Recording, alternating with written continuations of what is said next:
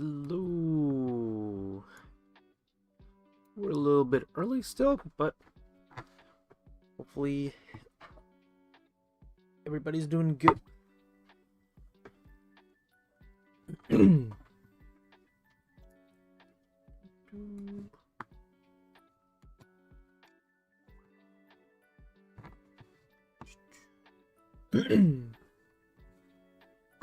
Yeah, we're going to be doing color theory and character design for this stream today.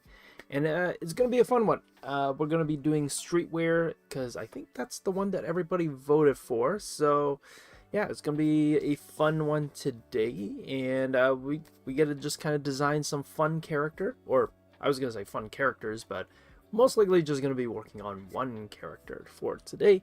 And yeah, kind of most likely getting some color in, or I guess that kind of defeats the purpose of a color theory kind of stream. But yeah, it's going to be good. Hello people. Hello Lost Eyes, hello Ray. Yeah, we're I guess we'll just hop right in. So hello everybody and welcome to our Monday stream. My name is Josh, and if you don't know, I'm one of the instructors over here at Winged Canvas. And again, if you also don't know what Winged Canvas is over here at Winged Canvas. Our mission is to make art education easily accessible to everyone, and you can join us for free live stream lessons on YouTube every week and level up your skills with our community of art nerds. We stream on Saturdays at 3 p.m. and Mondays now at 12 p.m. Eastern time. So if you're able to catch us on our live streams, we would love to see you, and it'd be great to kind of hang out with you guys. And we're more than just a YouTube channel. We're also an online school of illustration and visual storytelling dedicated to helping artists turn their passion into income. And a huge shout out to our amazing students and members for supporting our mission. We love seeing your incredible artwork and watching you grow in our classes and weekly critiques. And if you want to dive deeper, feel free to join our Discord to access stream notes and demos and exclusive artworks, our challenges, and more free resources to help you improve. So if you'd like, come and connect with our fellow art nerds and get inspired. So thank you everybody for supporting us, and glad you guys are also able to join our live stream for today. And I feel like that was like the smoothest that I've ever done the intros for this one. So that's kind of that was kind of smooth. And then also, before we jump into the actual kind of topic of today, as you guys know, at the beginning of every live stream, we like to give our members and our community a quick shout out. So by kind of shouting out our community's art submissions. So every month on Discord, over on the Art Challenges channel, we have a monthly kind of art challenge submission section that our community is free to partake in. And this month, for the month of November, it was called, I believe, Narrative Challenge or Narrative. Let me see what it's called. It is called Narrative Art. So if you have any like comic strips, comic panels, kind of a narrative illustration, I don't think it necessarily needs to be a comic book style, but as long as it has some sort of narrative to it, feel free to upload it into the Art Challenge channel, and then who knows, you might get a chance to pop up on our stream, as we always like to kind of give our community a shout out on our live stream. So before we jump into the topic of today's stream, let's just jump into the art challenges real quick and just give a little bit of acknowledgement of our amazing community. So this one over here is by Void Rat. Not too sure what the last word is. Maybe it's like Leffel or Heffel, maybe Teffel.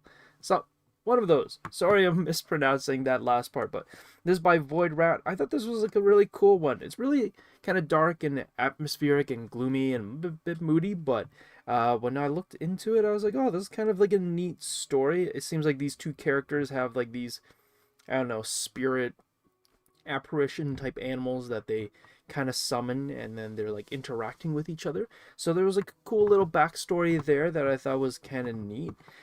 So yeah, thank you Void Rat for submitting. And then the next one is by G.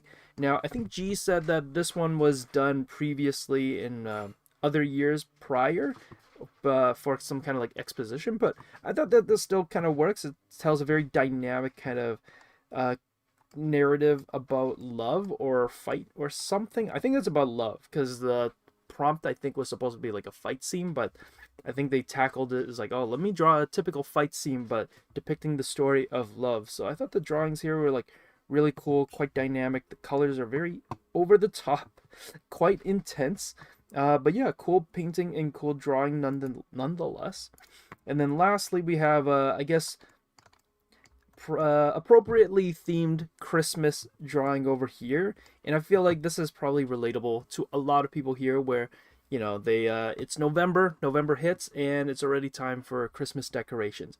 I don't know about you, I guess everybody does it a little bit differently. Some people like to start setting up the moment November hits, and then others like to leave it a little bit closer to Christmas. So this one I thought was kind of funny. But yeah, also great drawing, great expressions, and a nice little, quick little comic strip, and quite a quick little narrative here that's quite relatable. So yeah, thank you Heartless Hadassah Hess for submitting, and then also thank you G, and thank you also Void Rat. So again, as always, if you'd like to partake in this kind of monthly art challenge, join our Discord, and then over on the art challenge channel you can find the narrative art kind of submissions section where you can upload your drawings, and you might get a chance for us to give your art piece a little quick shout out. So yeah, that's kind of it.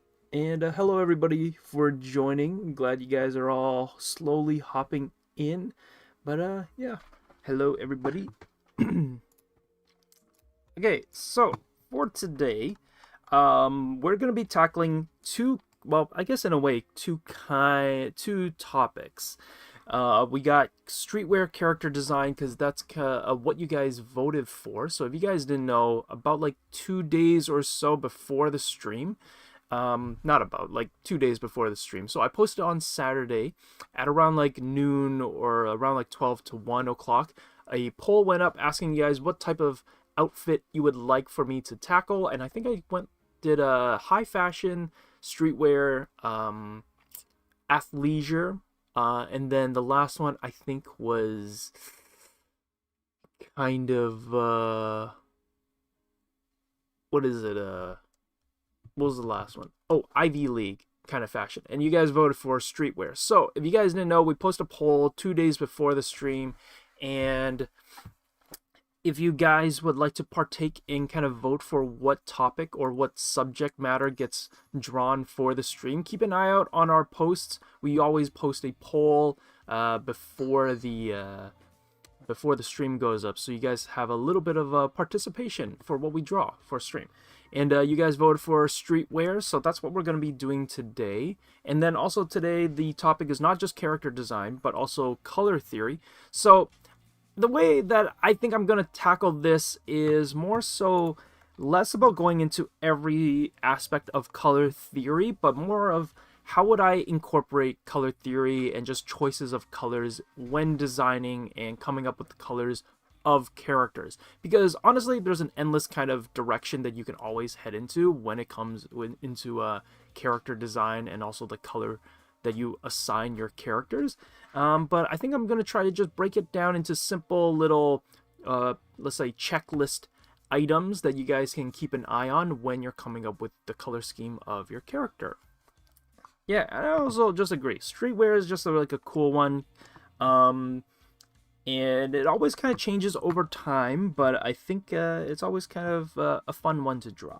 So yeah, over here on my screen, I have like a few examples of previous streetwear type characters that I've drawn in past years prior.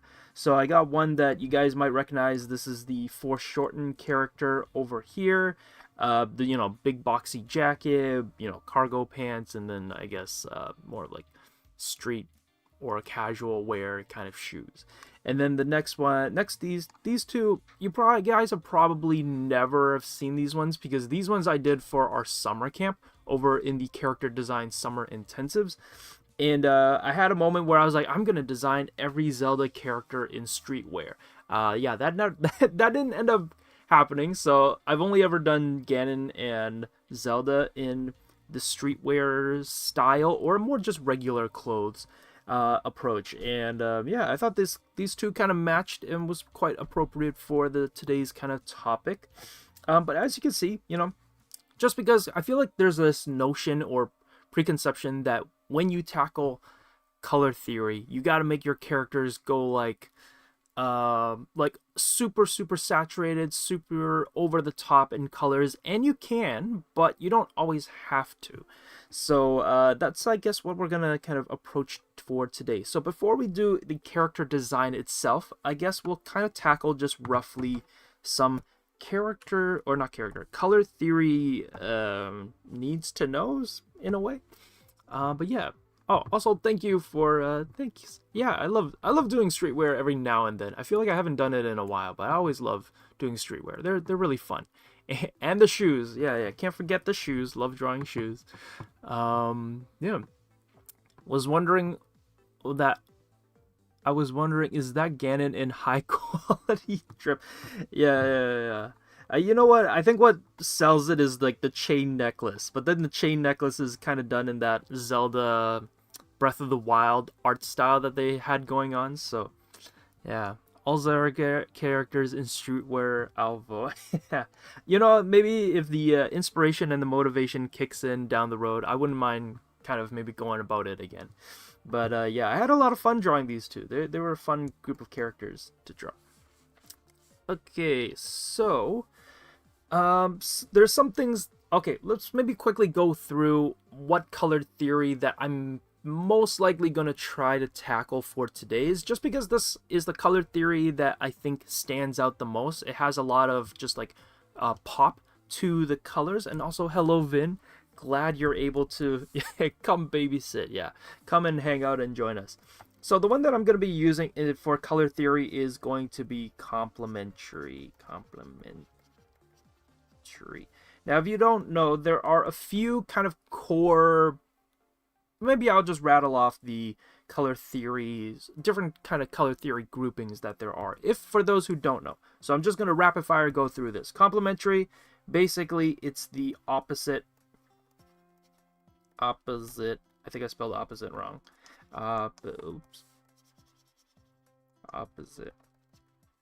Opposite side of the color wheel. So this is all you really need to know. I know that I saw somewhere someone brought up how like Jessie hates the what does she hate? The RYB color wheel. And it's like, you know, there's different kind of color wheels. I think it honestly just comes down to your preference of colors and how you like to pick colors. But every kind of color theory rule, I would say, is applicable no matter what type of color wheel you end up finding or using. So complementary, it just simply means the opposite side. So that's why red goes with green, blue goes with orange, yellow goes with purple, all that kind of thing, all those kind of things. So that's simply how it works. Then you have split complementary.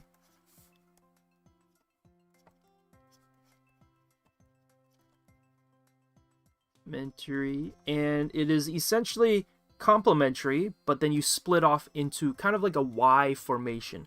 So you have your primary color, and then you go down, and then before you go right to the opposite color, you split off to the colors on the side. So in this case, it would be like, let's say red. You go down, and then before you hit green, you split off into the colors next to it.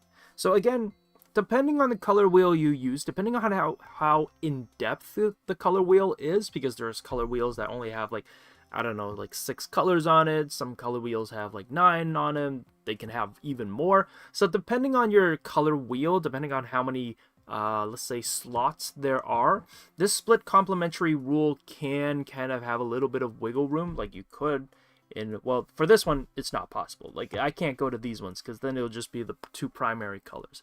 So, but you could do that depending on if your color wheel has more options for you. But that's essentially the theory behind split complementary. It's not an exact direct complementary color, but it's the colors on the sides. And what this ends up doing is that it still allows you to have intense colors, but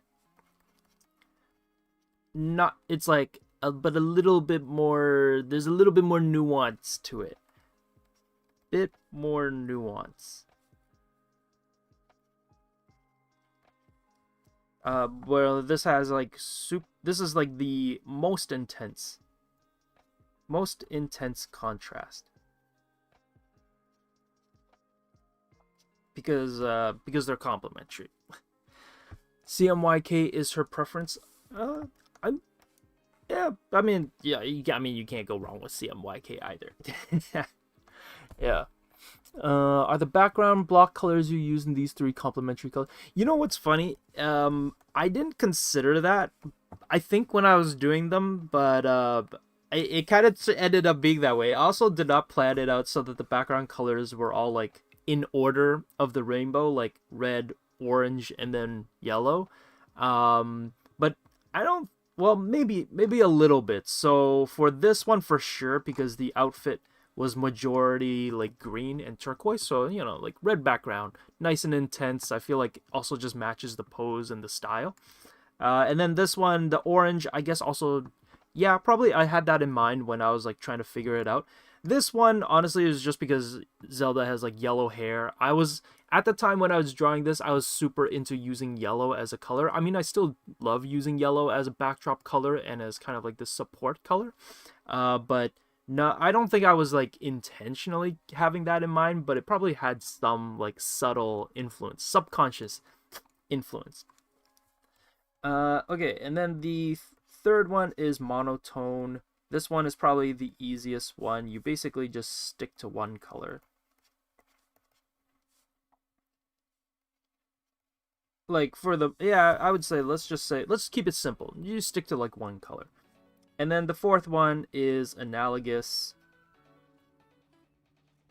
This one is probably one of my favorite ones to go to when doing paintings. So if you're doing any kind of real life studies or portrait studies and you want to increase the intensity and play around with the temperatures of your colors, and also play around with a little bit of just adding a bit more nuance to the skin tones without going too crazy, analogous approach is kind of like my favorite thing to do. So what this means is you basically pick a primary color,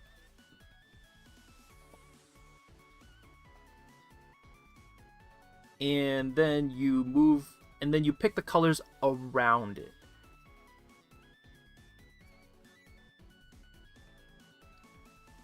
The colors, let's say next to the primary color. Okay, so maybe we can just do this really quickly. Complementary, we can kind of like put them next to each other. And then split complementary, you can have... This one's not going to be that effective. Maybe we'll use the actual color wheel. Yeah. And then opposite, let's just say it's this one. So this would be split complement. I think this one also, the color wheel here is a little bit like not my favorite in terms of like how to pick colors, but it is what it is. And then monotone, of course, you just pick whatever colors are around it in the triangle itself and whatnot. And then analogous is you basically pick the colors that are adjacent on the color wheel itself. So if I picked ultramarine here, I can use purple, and then I can also use like cyan. If you want to go really intense, you can even still go towards like magenta and like into like the teal, turquoise kind of a color, even into like lime green a little bit. So you can kind of see how it gets a little bit further, but at this point you then end up using like all the colors of the rainbow. And the whole point of color theory is to kind of restrict or kind of keep your color selection grounded and a little bit contained, so that everything has almost this like harmonious collaboration with one another. So all the colors are working with one another to make your image kind of come to life and pop. Because if you use all the colors, not that it can't work, but if you don't like control it, and if you don't kind of have an idea as to what colors are doing what, and you just decide to splatter all the colors on, it becomes too colorful in a sense. It becomes too noisy or visually noisy for the viewer, and it could be hard for the viewer to even sometimes look at what it is that you're painting and drawing because there's just too much happening. So color theory helps to funnel it and kind of give it a little bit of a focal point and a focus as to the direction that you can head into. But again, this is not me saying that you can't use a bunch of colors or all the colors in the rainbow, but it's about learning how to control it and what works. So that's just a very basic quick rundown of color theory, or like the main color theory types that are out there, and the ones that I think everybody can very easily start with and use when kind of painting or even coming up with color schemes and all that kind of stuff. So like I said, the one that we're going to be using is complementary, or well, I didn't say it yet, but I said that we're going to be using one color theory to kind of help me decide what colors to use, and the one that I'm going to be using is complementary. And then I'm going to go into further as to how I'm going to be using complementary colors, because as I said before, complementary colors make things very, very intense and very extreme in a way. But the way that I'm going to kind of explain it and show it off to you guys is... hopefully a way to help you guys come up with colors and color schemes as well. So...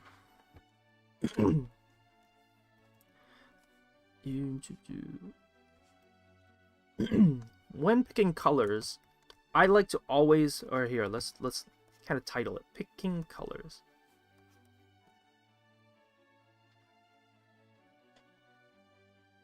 The first thing I like to do is come up with a primary color. So this could be whatever color you decide on the color wheel. Just pick a primary color. This one gives your color then a focus, and you can always come back to this color to help make your decisions. So you can always come back.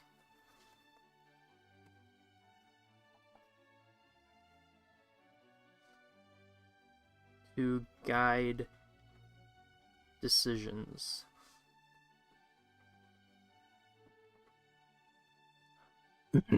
Hello. Also, hello all the new people who are joining in. Glad you guys are able to catch us on our Monday stream. So picking a primary color, I think, is a very, very important part of kind of coming up with a color scheme for your outfit.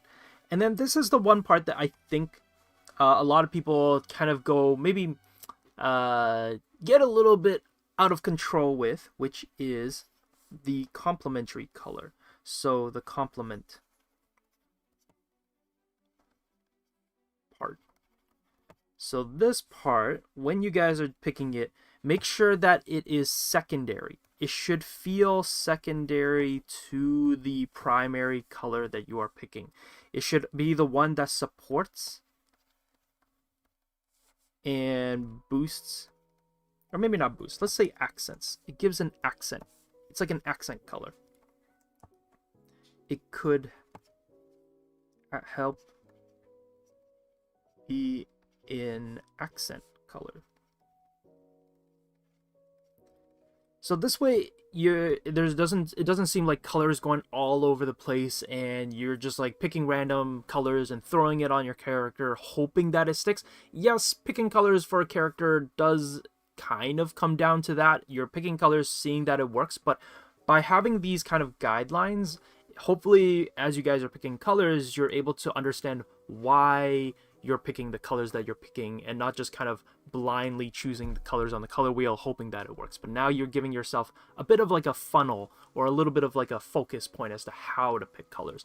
But yeah, complementary colors should be secondary to the primary color. It helps support the primary color, and it can be like accent points. So that's why if you ever look at a drawing and it's like, oh, well, Josh, this character has like really bright pink highlights on this guy's green jacket. I thought you said we can't go like all the way all over the top. But if those highlight bits, like those pink highlight parts, are just like small little like stripes or dots or like on the cuffs of people's like pants, or like on the bottoms of the sleeves, then I think it's totally fine, because it's just small little accent points that help to elevate the level of interest and visual interest in your drawing.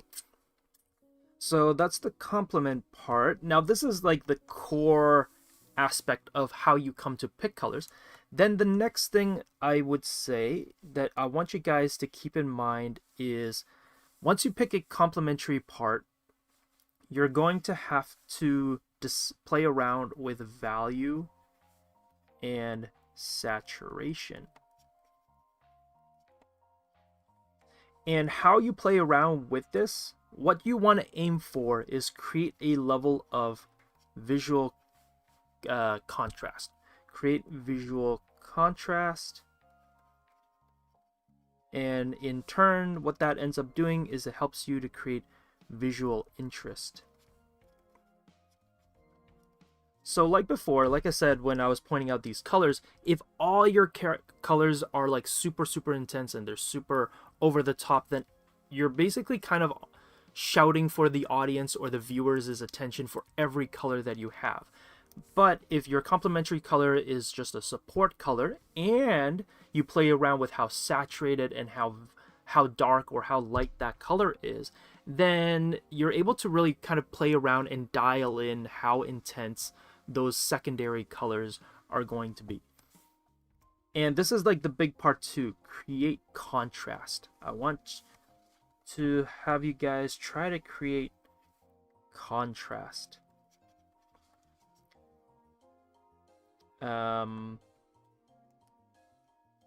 Yeah, so that's on the color part. And then this last part is something that we're going to also consider when we're designing our character, which is shape contrast. And this is like a big part of streetwear, shape contrast. So this is more less on the colors side of things. This is going to be a little bit on the character's design part. But as you guys are coming up with the characters like outfits, also try to keep in mind as to like how you're spacing things out to have an interesting placement for the colors.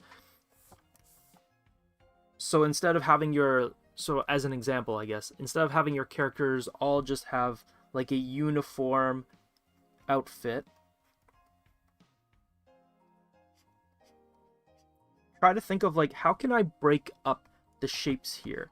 You know, can I have maybe this person has a sling for their bag, that breaks it up. Maybe this person rolls up their sleeves, or maybe there's like a stripe on the sleeves to help with some visual contrast. Maybe this person tucks in their pants a little bit and puts a belt on,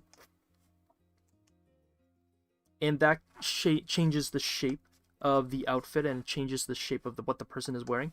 Maybe this outfit also has like cargo pockets, so then it creates an imbalance almost with the pants, and then like the shoe could be like another thing as well. And but yeah, so shape contrast is one on the design side, but then how you are designing the outfit can also allow you to think about where to fit the colors. Colors with, whoops, my writing is so bad. With the shapes of your outfit. So this is a big one. And in color terms, this is what it might look like. So let's say if I pick red, let's go with red again as my primary color. So now if I pick like green, let's say, or let's go with, yeah, magenta. I think this color wheel here is probably closer to like a CMYK style. And then I go like turquoise over here, but instead of going with like bright green turquoise, I go with, let's say, a white light turquoise contrast. And then I go back to my primary color, and we can go like desaturate it a little bit, and then go back to the turquoise color, and then go to like a really dark thin line over here to accent the magenta, and then over here it becomes a bigger block of pink. So you see here how I'm not just playing around with like the same size. Every shape here has like a different kind of variance in size and colors to it, and you can see here when you look at it, majority of it is magenta, but then the green and the turquoise is just like a little bit. So it's like you can see how here as it like transitions, all the shapes, the sizes and proportions of each of these blocks are not the same. The alignment and placement of the colors are also kind of going back and forth, so it creates visual interest, let's say visual interest with the proportions with the colors and the placement. Now this is like a very, very basic part of it, but this is essentially the concept of like how you play around with all these kind of interplays and kind of back and forth with colors and shapes. This is a doctor's writing. You should be thank you. Yeah, I don't know if it's as bad as a doctor's writing, but definitely it's getting up there. I learned it. I found it hard to go back. Oh wow, okay, that's a cool one. You started off with Photoshop and then went back to Krita, and it's hard to go back to Photoshop. That's cool. I did not, when I started digital, I actually never started with Photoshop. So Krita honestly is like the first software where I've really just dived into digital painting. So glad you're enjoying Krita. Yeah, Krita's great. I used this for like 2 years, and if anyone wants a cool brush like ink and paint, I can give links to them. Hey, nice.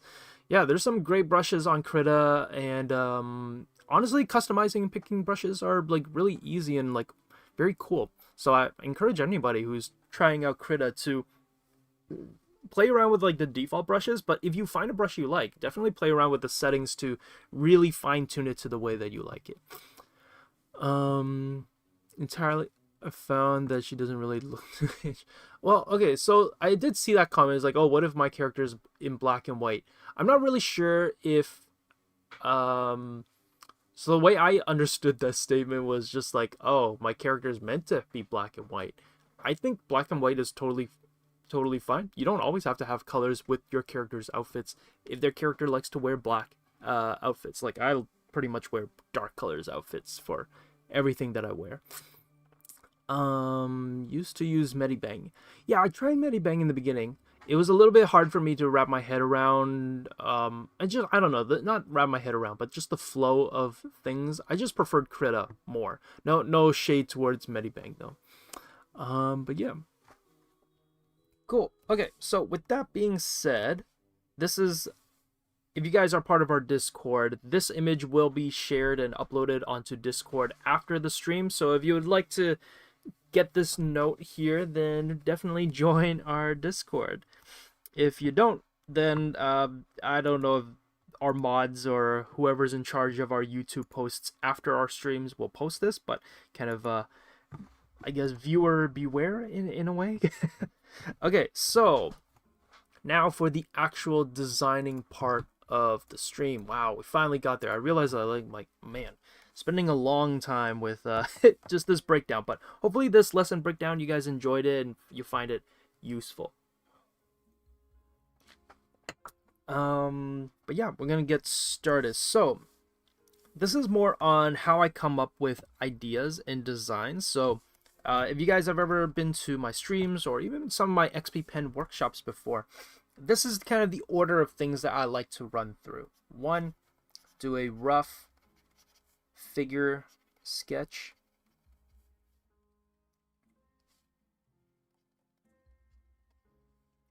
I always prefer doing this and nailing this down as much as I can. The next one is to then do maybe like a cleanup of the lines.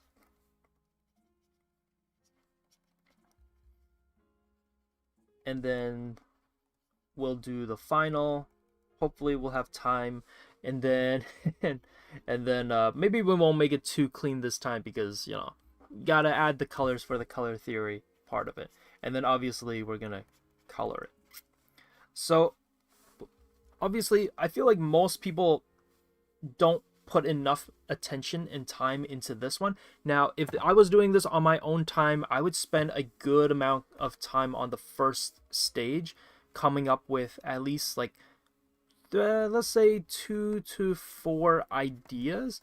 And this doesn't mean that you come up with like what is it, you don't come up with just like the same idea but in different poses and different angles. This is more of like 2 to 4 completely different ideas. Especially if you're doing like an outfit design, you want to make sure that the outfits you're coming up with are also different. Yes, you can come up with different poses with the same outfit, but it's also a good idea to see if you can come up with more outfit designs. But because of the limitations of stream, I'm really just gonna maybe fine-tune like 1 or 2, just so that we have enough time to like finish the whole thing. And then line up, clean lineup, clean up of the line. Oh my goodness.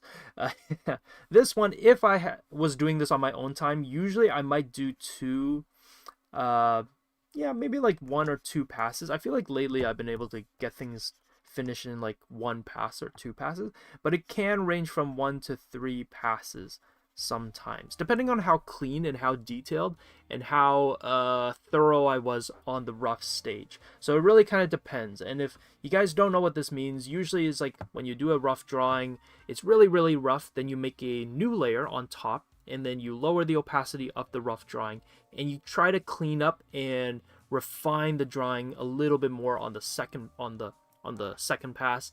And then if you need to clean it up one more time, then you clean it up one more time with like a 3rd pass.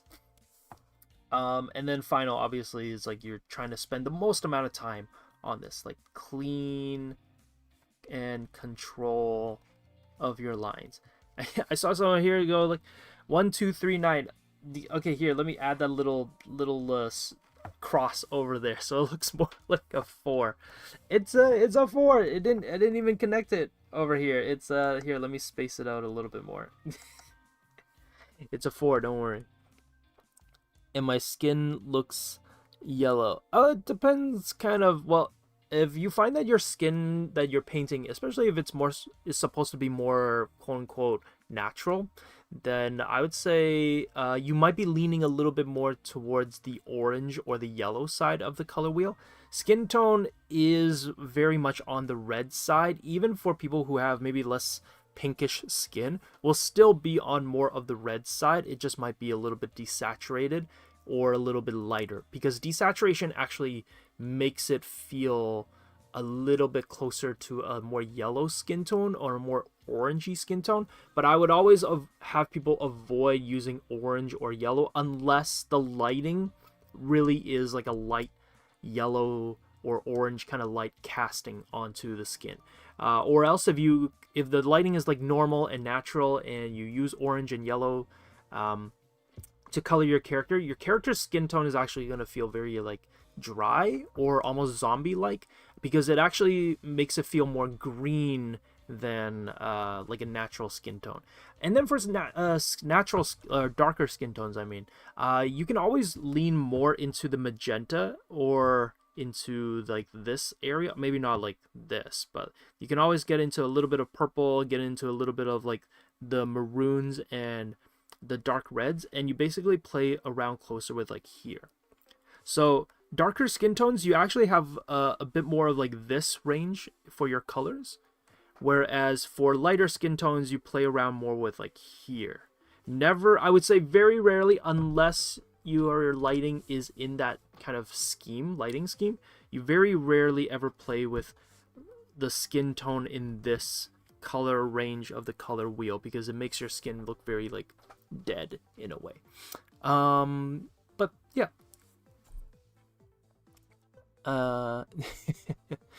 Yeah. I do orange but go close to the black for me. Yeah, you could do that as well, but I would say same thing actually happens for darker skin tones. If you kind of go with orange and then go here, you'll notice, maybe I can do it really quickly. You can kind of see a little bit of a difference between this kind of brown skin tone. Again, depends on the lighting and the skin tone that you have. Versus if you go with like a deep kind of like, let's say, maroon, you can lower the saturation a little bit, and you'll find that when your overall color, like when you color in your character overall, you'll notice that this one feels more dry, and then this one feels more like there's blood underneath your skin. There's a little bit more of like life behind it. So usually if you stick around like yellow to orange, the skin tone feels a bit more like dry, whereas if you use more reds, purples, and even ultramarine for like dark skin tone, especially in the shadow areas, you can make the character feel like there's a lot more nuance in the skin tone.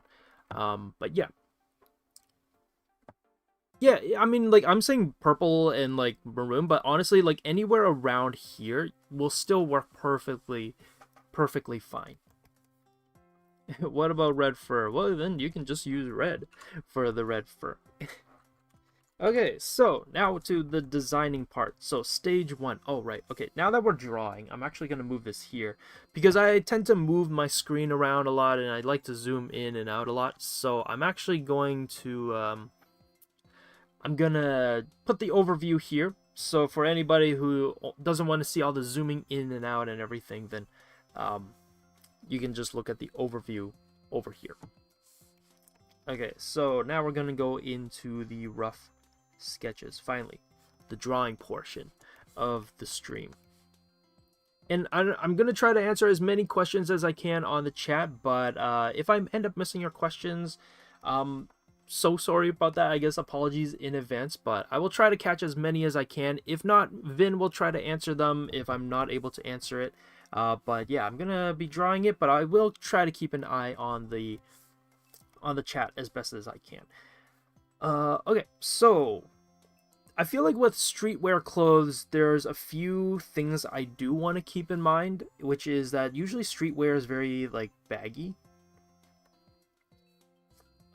It's kind of boxy. And obviously, like, trends change, the kind of direction for streetwear also kind of changes as well. But I feel like this is the general direction that most streetwear kind of styles and trends usually end up leading in or going into anyways. But these are things that I'm like, these are like characteristics, visual kind of directions that I'm kind of looking at. Yeah, so it can be baggy, it can be boxy. Usually it's a bit oversized as well when it comes to streetwear.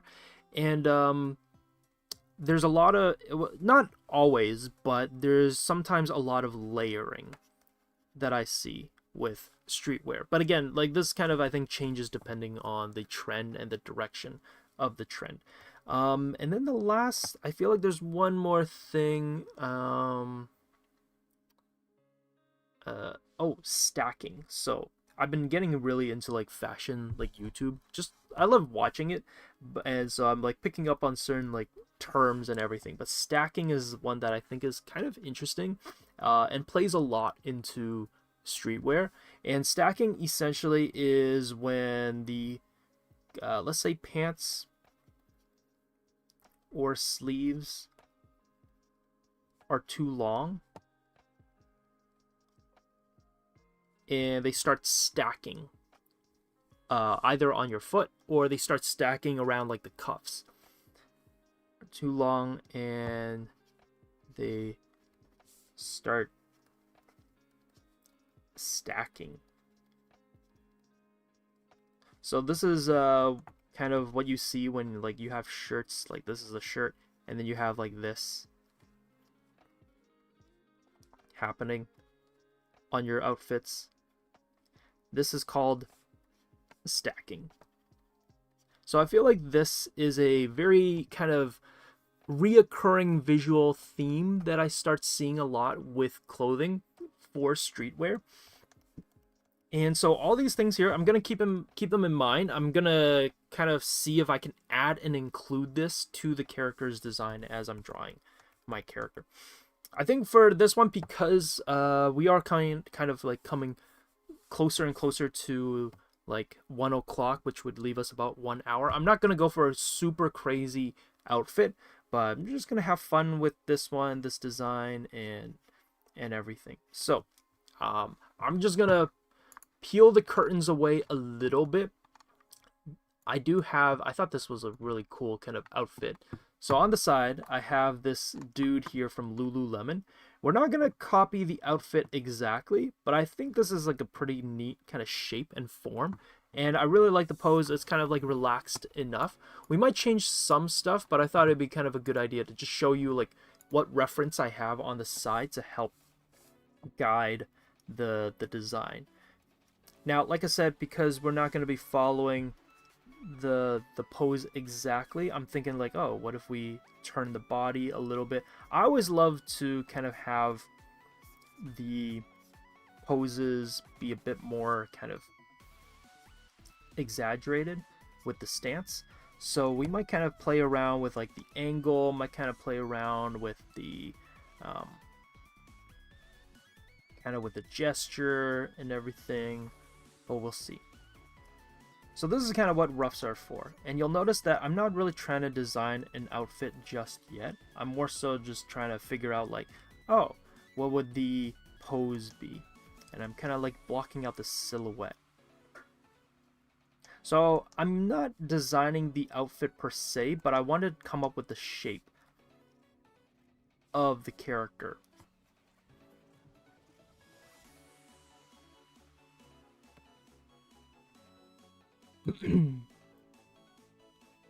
Nightmare wrinkles. Yeah, they're wrinkles, basically.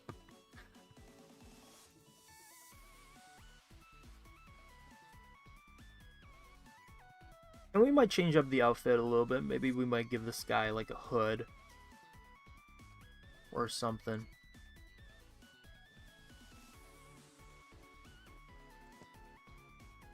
So when I'm drawing and I'm coming up with ideas, I'm usually drawing very, very rough because I just want to get the idea in and not worry too much about the... and not be too worried about the kind of the minute details that are there.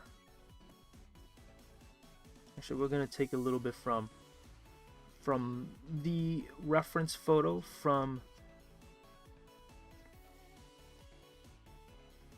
Lululemon. I noticed that I had his head leaning more to the left, and it's like, oh, you know what, we're gonna have the head lean a little bit more to the right, just like how it is here. I'm gonna play around with like the head shape, maybe even, and the head angle. Honestly, the head angle is ultimately kind of what sells the pose sometimes.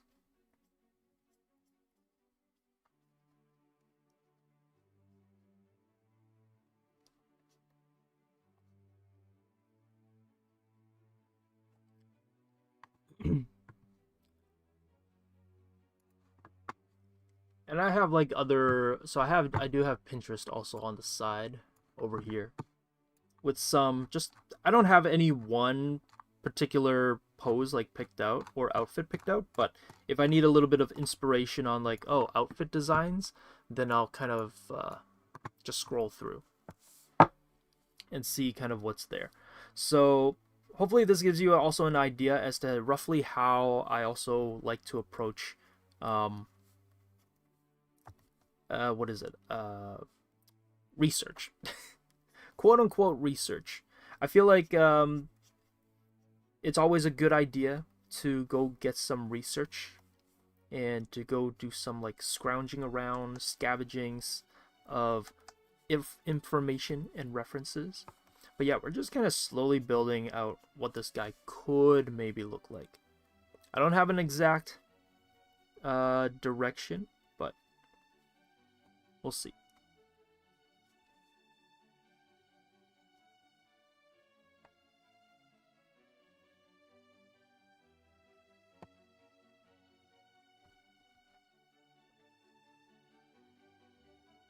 Has done anything animation? Oh yeah, we usually do. I usually am the one doing the animation. We haven't done any animation in a while. I think we're kind of just taking a slight break from it while we kind of reapproach what types of animation projects to kind of do and tackle. But yeah, we keep an eye out, keep an eye peeled. I guess this is a really good time to say, if you are enjoying the stream, to like and subscribe.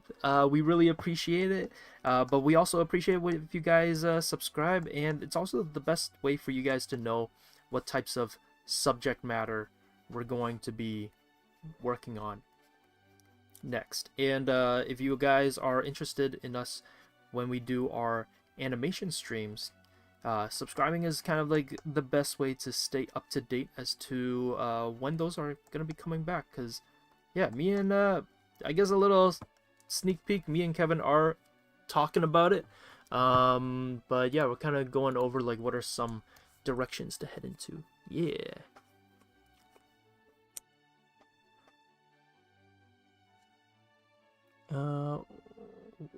Watch the boy. Wait, what? Make them more invincible after printing. Wait, what's happening? You're okay. Let me just catch up on chat real quick. It's easy to see. I also sketch in red. Yeah, there's not a. Why does everybody sketch in red? It's just a nice color. It just stands out. It's easy to see, and I don't know. It just looks classic. I also just personally sketch in red pencil crayons, so I guess naturally it's a red pencil crayon as well. Then let's see. Oh, wait.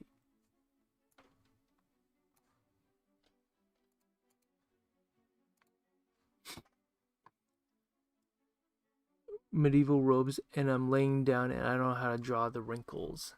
That's a. Yeah, that can be tricky. Okay, so I think. Oh, dang it. Internet just dropped. Give me a sec. Gonna. Maybe just. I'll be back. I will quickly just check on the internet real quick.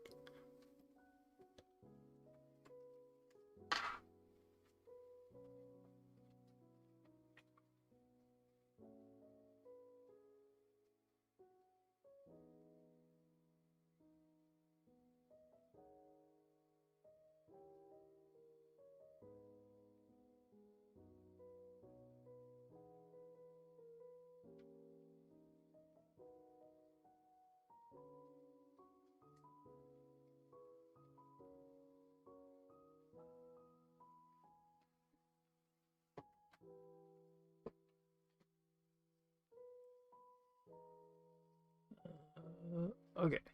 I don't know. I just saw real quick that the animation connection, or not the animation, the internet connection kind of dropped a little bit. So I don't know. I'm kind of like, oh no, please don't disconnect. But it seems to be okay for now. So I think we're good.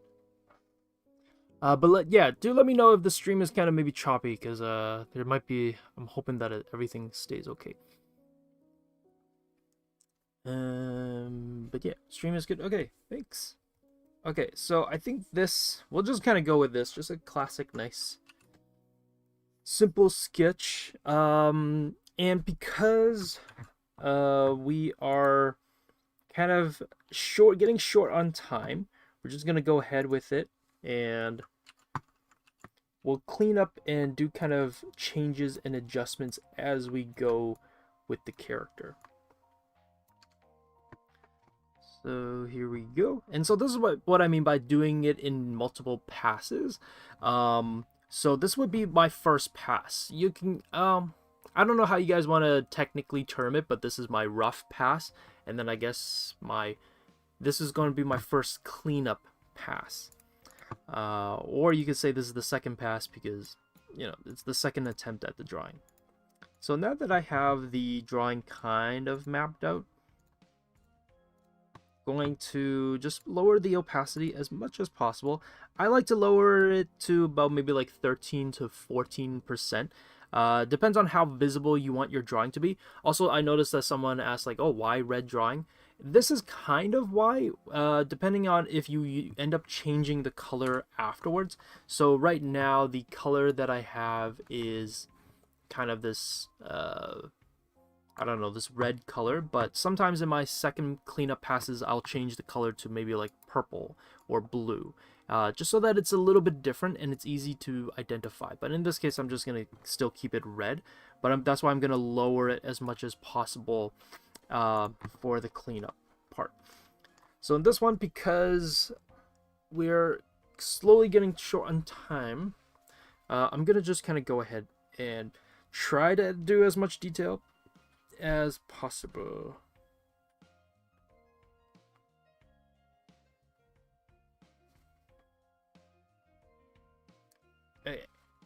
Okay, give me a break. Just a little second. I'm just gonna pour myself some water.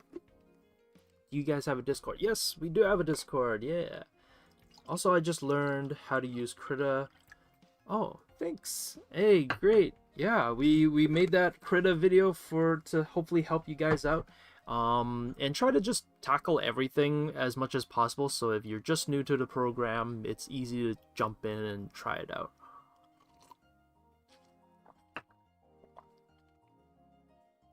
Okay, so the character.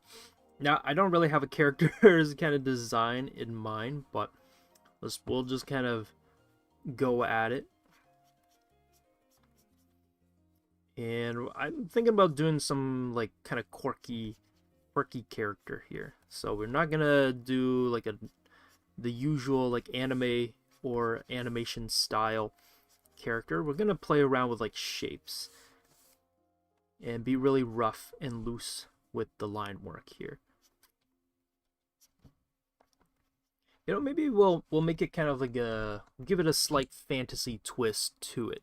So we'll maybe make this guy like I don't know, like an orc or something.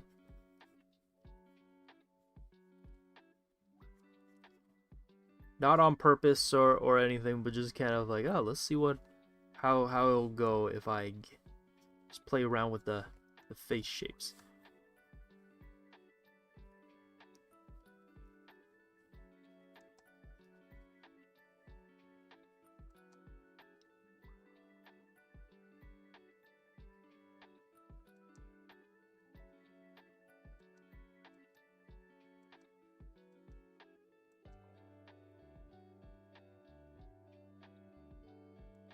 Maybe the nose a bit too high. I'm gonna lower the nose a bit.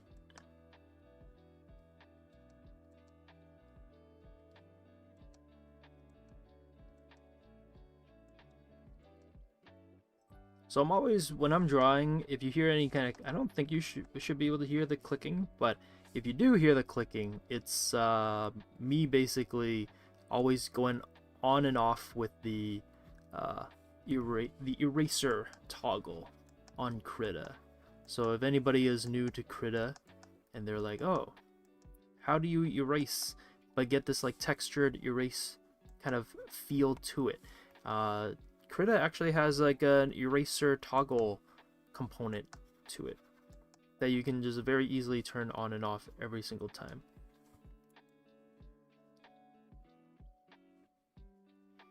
And so, yeah, we're probably gonna need like maybe one more pass with this guy. So try to figure out how to get it going.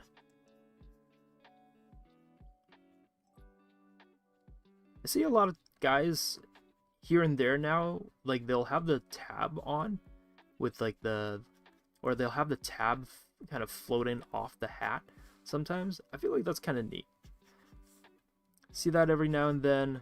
I think that's kind of like an interesting touch. I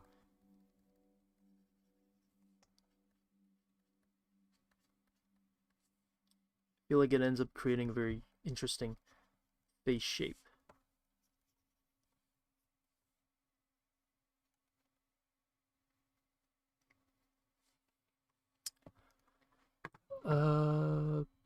See. Scales. I don't know about scales, but that would be kind of cool. Let's see. I wanted to ask, can Krita be used like a professional in a professional environment?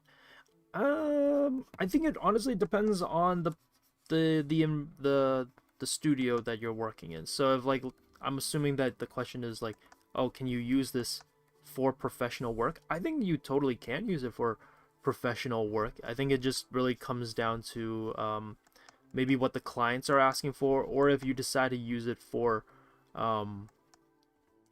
if you decide to end up using it for like in a studio, you might have to kind of just inquire as to like what are the results that they're looking for.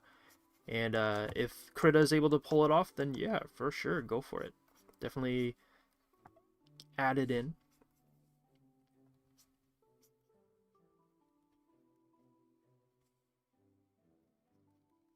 Give him a little soul patch there.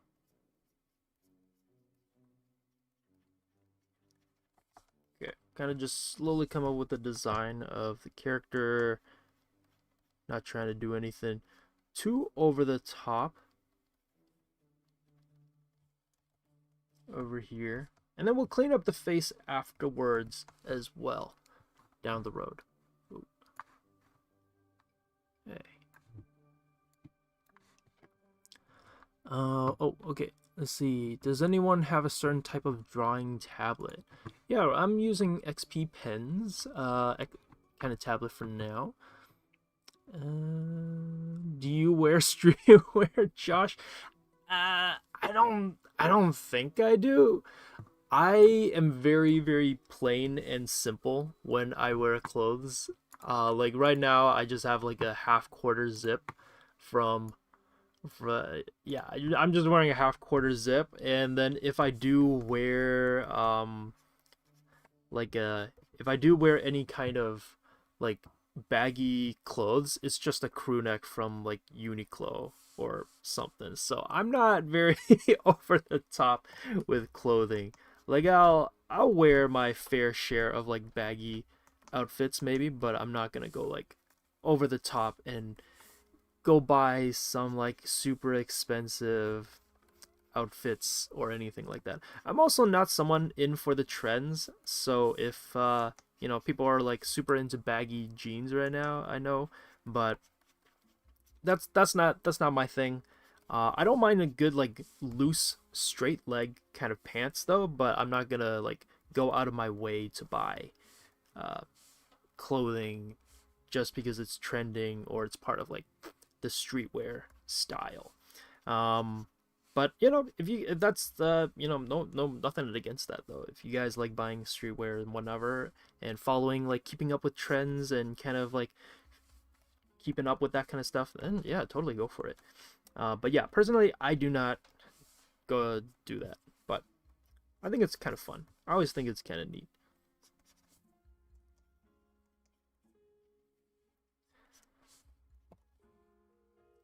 So I always really love these like big drop shoulder kind of designs on clothes. So yeah, I'm gonna kind of give it on the jacket he's wearing. Might make the arm a bit bigger. I don't know if the proportions feel kind of correct, but yeah, so this is where we can add a little bit of maybe like some stacking to it, but we'll see how much I need to add to it. So for a little tip on clothing, if you're drawing kind of like arms like this, a good little thing to keep in mind is that clothing is always resting on your like the underneath figure and mannequin. I know that sounds really obvious maybe, but I think a lot of people don't realize that how your clothing excuse me sits on the body is very much dependent on what the figure is underneath. So that's why this part here on the arm, yes, there's a little bit of a bump due to like the cloth or due to the jacket, but it's actually gonna sit relatively flat on the arm. And then the only part of the arm that's gonna be curved and be baggy or show any kind of indication of bagginess is actually just going to be the this lower part. So it kind of sags down over there. So if anybody's kind of like, oh, well, like, why, how did you know to sag like the arm over there in that way and all that kind of stuff? It's because like that's where the arm is, and that's where I'm putting the arm, or where I'm going to put the arm.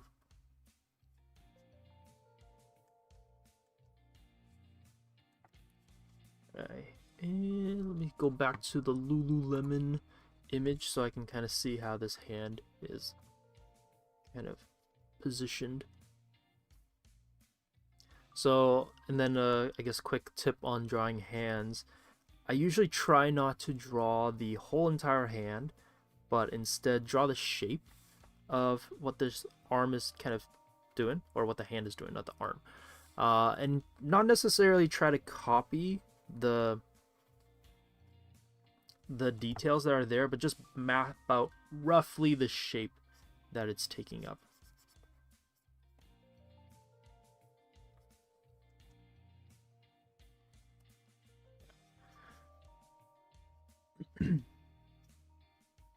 And then we want a big baggy boxy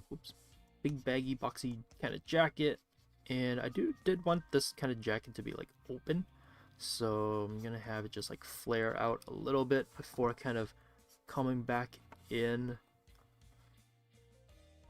So you can kind of see how the inspiration from the Lululemon is kind of like the jumping off point. It's the starting point of the idea, but it's not the final approach. It's not the final kind of look of the project. And I think that's kind of like a big part of kind of finding references that a lot of people kind of maybe underestimate, is like, or not underestimate, but maybe misuse, is that it's like, oh, I gotta find the perfect reference, or I gotta find a reference that captures the design or look that I want perfectly. It's like, no, the reference that you're finding is more of like a jumping off point. It's supposed to help get you there. And then as you refine your drawing more and more, you can find ways to kind of change the outfit, change the pose a little bit to better match your kind of desired, quote unquote desired kind of outfit design. And oh yeah, thank you for the comment about my line work. I feel like I've over the years, that's kind of like the one thing I've been always trying to perfect sounds so like I don't know, so like overly confident, but the line work is always something that I like to kind of hone in a little bit more than like the others, maybe like some other things.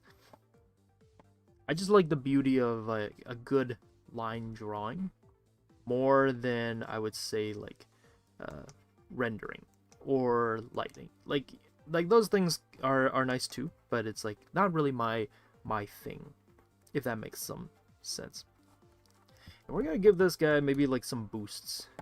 Oh, also for streetwear, if anybody's ever like interested in drawing like streetwear clothing for like the pants side of things, the one thing that I've noticed is that it gets really, really baggy and stacked around the cuffs down here, and then there's a little bit of spacing right at around the ankle part, and then right when just that little bit of a break, that's when you put in the shoe.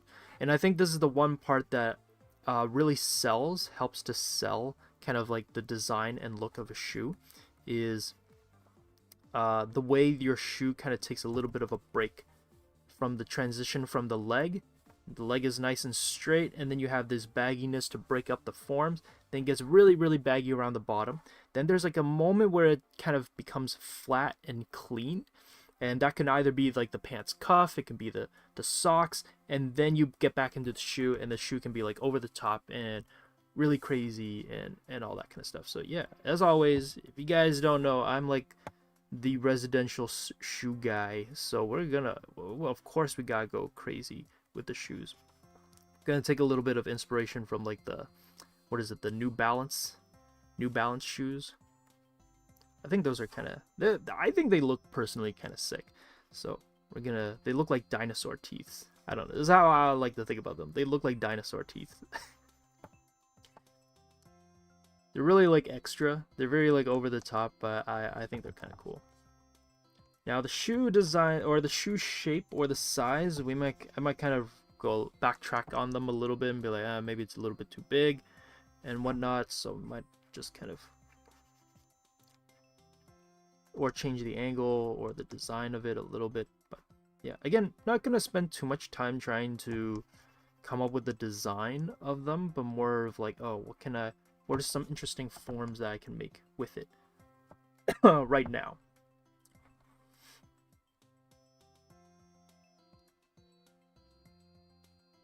And yeah, I think that looks okay. That looks not too bad. So I might kind of play around a little bit with the proportions and the angle of things. Those are the drawstrings. I feel like the drawstrings. Yeah, we can add a bit of some drawstrings. I think that'd be kind of neat.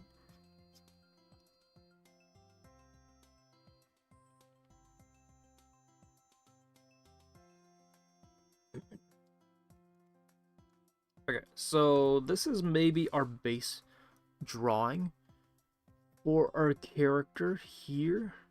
Oh, the bag, probably gonna have to reposition the bag strap. Okay, there we go. I think that's a little bit better. Nice. So this is our very rough take on the character for now. Might kind of try to change some stuff up. Let me take a look at some references. Okay. Let me see. Maybe let's lower these a little bit. So obviously, I know this is not a fashion design kind of or streetwear 101 type of stream, but yeah, I'm just gonna try to maybe make this look as kind of cleaned up and believable as possible in terms of just like general streetwear as far as streetwear goes. Yeah, let's see. Oh, yeah. It's hard to feel, so I just get creative. I mean, that's a go-to as well. Like, if you can't find the references, I always still recommend finding something that kind of captures the shape roughly. But yeah. But you're not super. Okay, so this one, I find this is a funny comment. So you watch fashion videos and go crazy over fashion illustration, but you're not super into any style. Yeah, I know. It's because, well, what I did see this comment somewhere. Clothing is expensive. It's a lot. But yeah, I don't typically wear any kind of over-the-top clothing. I just appreciate the art of interesting designs and clothing, but I myself do not go hard on wearing the clothes myself, or I myself do not go over the top with it.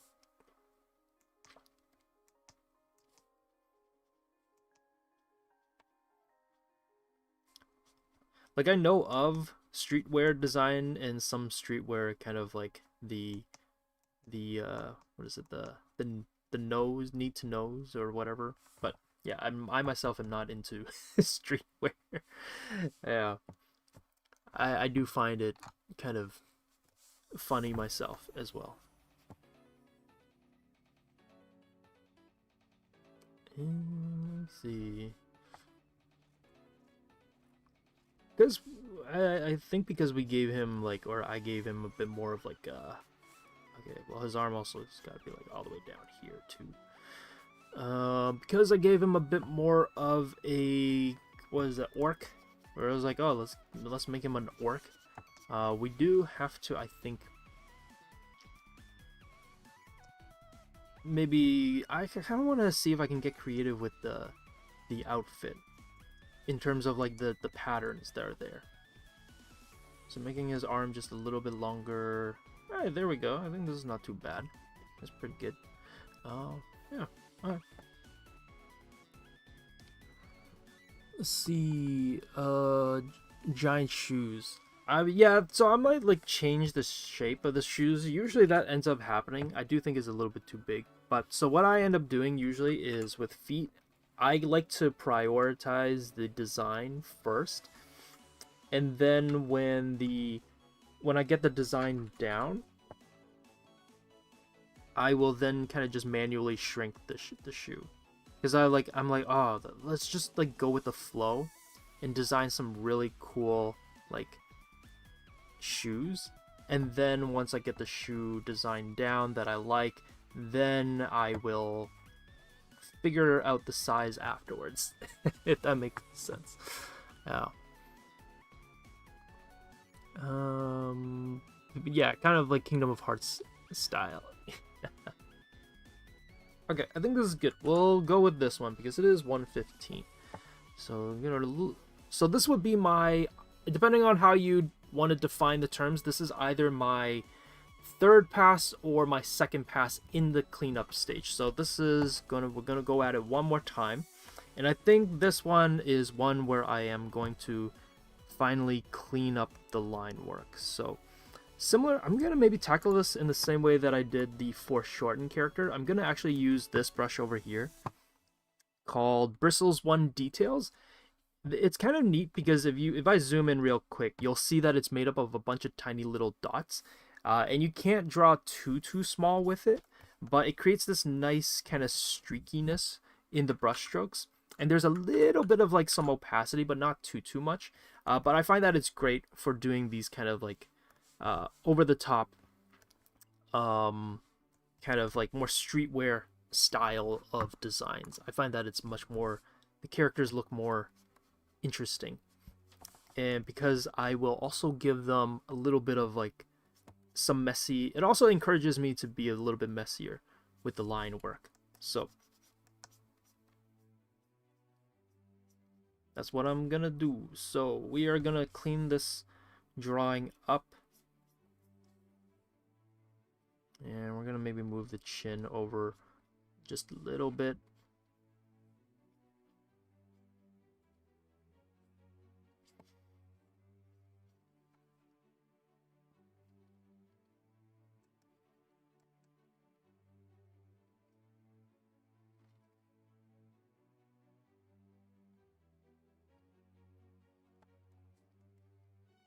And yeah, it's just gonna be a balance of kind of like the line work, and then also kind of a balance of shaping out like the look of this character.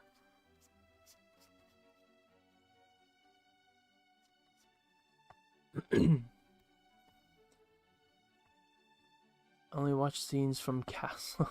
When it comes to anime, Sailor Moon are somewhat good ones. Nice. I don't know what you guys are talking about, but it sounds neat. Sharing some inspiration, love, it sounds like. Love it. Oh, this one, I guess I'm gonna have to kind of figure out how I want to go about this. So I don't have the eye solidified when I drew this, so I'm gonna have to kind of figure this out as I go, I think. But yeah, you'll be okay.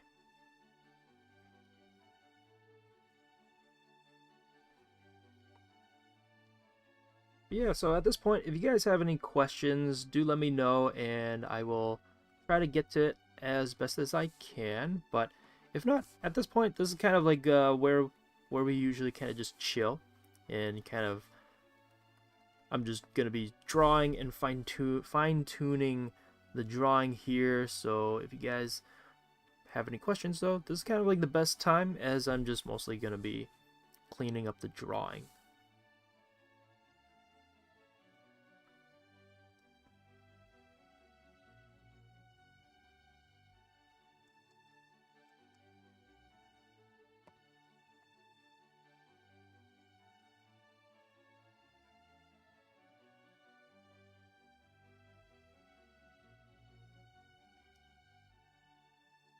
And then hopefully get it done enough so that we can get to the coloring component.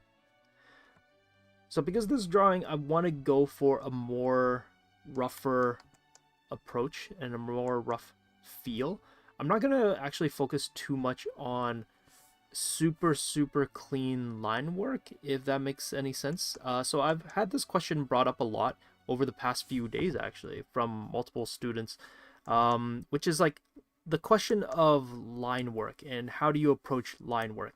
And I think ultimately, after like answering that question over and over again, what I've noticed for myself is that it really kind of depends on how you want to draw. So if the style that you're going for is meant to be like rougher, maybe grainier, a little bit more intense or whatnot, those characteristics and how you're defining the drawing and the direction that you're going for is what ends up kind of shaping the decisions that you make for your character's design. So if you want a character to be like more Disney-like, a bit more kind of like friendly, then you might want to go for curvier, kind of rounder lines. But if you're kind of more like, oh no, I want to go for like something grittier, then you might want to pick out a line or brush that has and gives the option for more textures and allows for you to be a little bit grittier with your line work.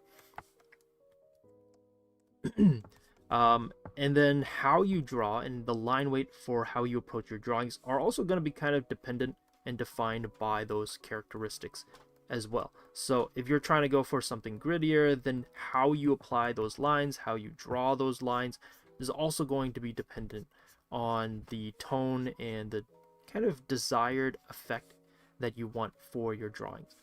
So it's not so much that like there's a perfect line work approach to whatever drawing it is that you're going for. It's actually more so like what is the direction you want the drawing to go in, and have that be the defining factor on how you approach things like line and texture and the level of details that you put in your line work as well. All those things are going to be defined by the tone that you're going for.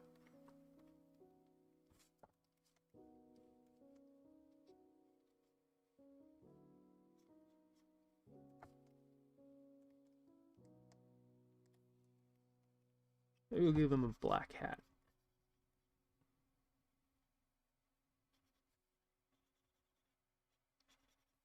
So in this case, I was like, okay, I want a bit more of like that street style, like kind of graffiti, street art type of a look for the hat. So that's why the line work that I'm going for here is a little bit more rougher. It's a little bit coarser. It almost has a feeling that I'm shading and drawing with like a marker. And there's almost this like slight imperfection and approach to the line work and the level of details that I'm going for. And so that's why it's not so much that I'm trying to be in a way careless with my lines, but it's actually more that that's what I want. I want there to almost feel like these lines, the way that I'm filling in the details, it's not dictated or determined by like, oh, I want perfect lines or anything like that, but it's more so that I want it to feel rough. I want it to feel like there's some kind of like reason for why the lines are the way that they are.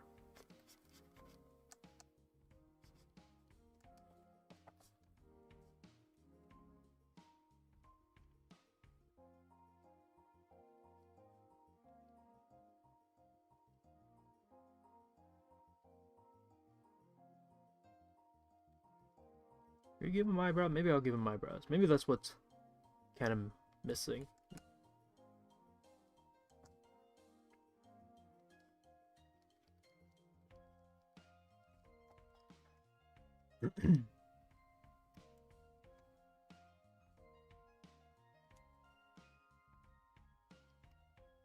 Also kind of going back and forth with the overview just to see if the face looks okay from a farther angle. So sometimes when we draw characters, myself included, I can get very caught up on the kind of nuances of like the details and the line work that I'm currently working on.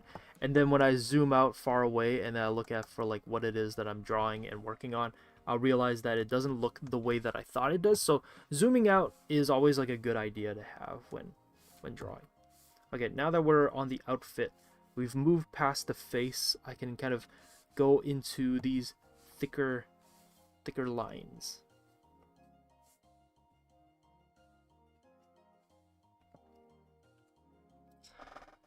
you missed the question. Is that someone has re-asked it several times. Oh, what is the question? Let me see. Do you think about values while choosing where you put your colors? Do I think about values when choosing where you put your colors on the characters? It kind of depends on if I'm going to color it or not. I think in this case we're most likely just going to go with flat colors. So I don't think I'm going to necessarily be considering it too much. I think I'm just gonna be just gonna put in some flat colors. So I'm not necessarily gonna try to put in like, I'm not gonna be rendering it all that much. I'm just gonna be like putting in the colors, the flat colors, and then having it match the shape and the flow that I want with this outfit. So that's kind of what I'm keeping in mind for this one. Now, if I were to paint it and if I were to color and render it, then yeah, I might actually consider those things. But yeah, just waiting for the rendering part. Oh yeah, no worries. We'll get there eventually. We're kind of, obviously for me, I gotta build out the outfit first before we get into that. Oops.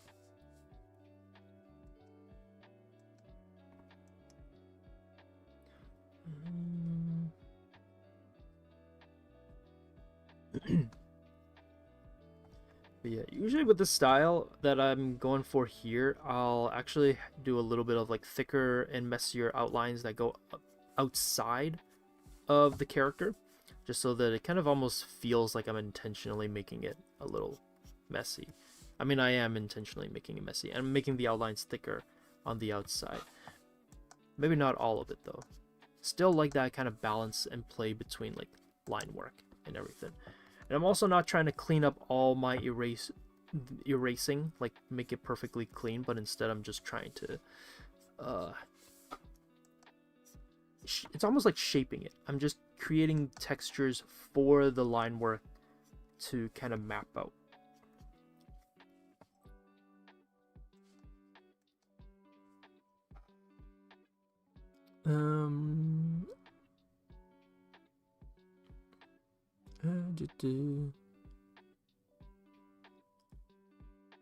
We get there.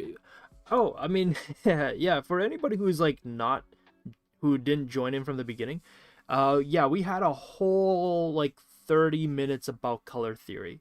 So like the first half actually was about color theory, and it was like full 30 minutes, which obviously if you guys missed it, no worries, like you can always go back and rewatch it. And then obviously like it's a two-part, not two-parter, like the stream's not gonna be a two-parter, but there are two components to it. There's the character design, and then there's also the color theory part. The color theory lesson part actually happened in the beginning, so that we can get over or get through like how it's going to work. And then now we're in the designing part, and then we're going to put all of it together. So yeah, no, but it's a good question, because I get that like some people might not have caught on in the beginning, or they weren't able to like show up in the beginning. So you might be like expecting a color theory stream, and then you come in and I'm like drawing this character in black and white and being like, oh wait, I thought we are doing like color theory here. Where's the coloring at? And it's because yeah, I mean, I gotta do both. I can't just have only I can't just like color something from nothing. So, but but that's a really good like question, and I think it's also like a fair one, since it's not everyone might have like caught on or was able to catch the stream in the beginning where we did go over color. But thank you for asking. It is a valid observation. But yeah, that's why I also am keeping an eye on time. We might be going over a little bit, but I think we should have enough time to color in the drawing.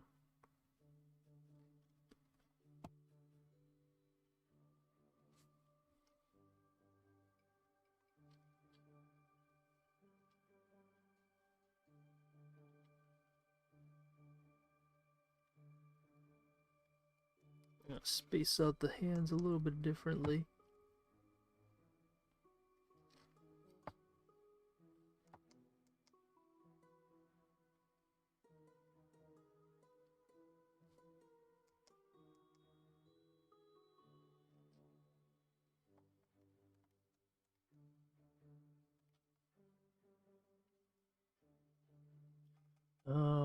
Yeah, the VODs, thank you, Vin, for pointing that out. Yeah, the VODs will go up afterwards, so if you didn't get a chance to catch everything that we went over, don't worry. This will be going up shortly, once the stream is done.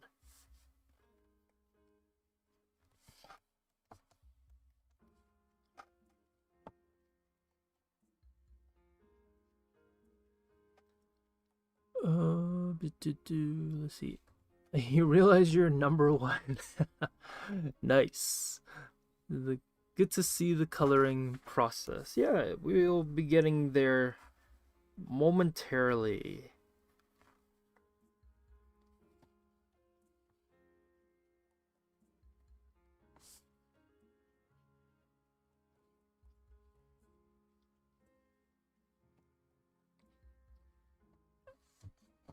Love seeing the character design process. Oh, well, thank you. Yeah.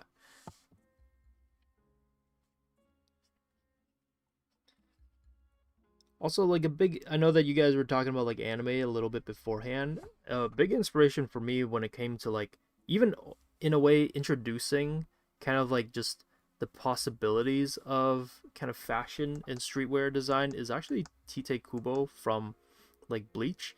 I think like a lot of people would probably say that Tite Kubo, the creator and author of Bleach, probably played some role in how they realized like, oh, clothing can be kind of neat. So like, yeah, that for me is like a big inspiration. The kind of just like the almost streetwear. I don't know if he like just did it on purpose, but I think I was watching a video and a guy was saying how just like he's just inspired by the fashion and the approach to clothing that a lot of people were wearing in Japan at the time, and he would just wanted to capture some of those like aspects of it, and then we got Bleach because of that. So we got all these like really cool alternate outfits from Bleach because Tite Kubo just is fascinated by streetwear styles or streetwear clothing in Japan. So I thought that was kind of cool. But yeah, and then I think what ended up happening is like that had a huge influence on a lot of people who ended up reading Bleach, where people were like, wait, these outfits are sick. I want to wear clothing just like this.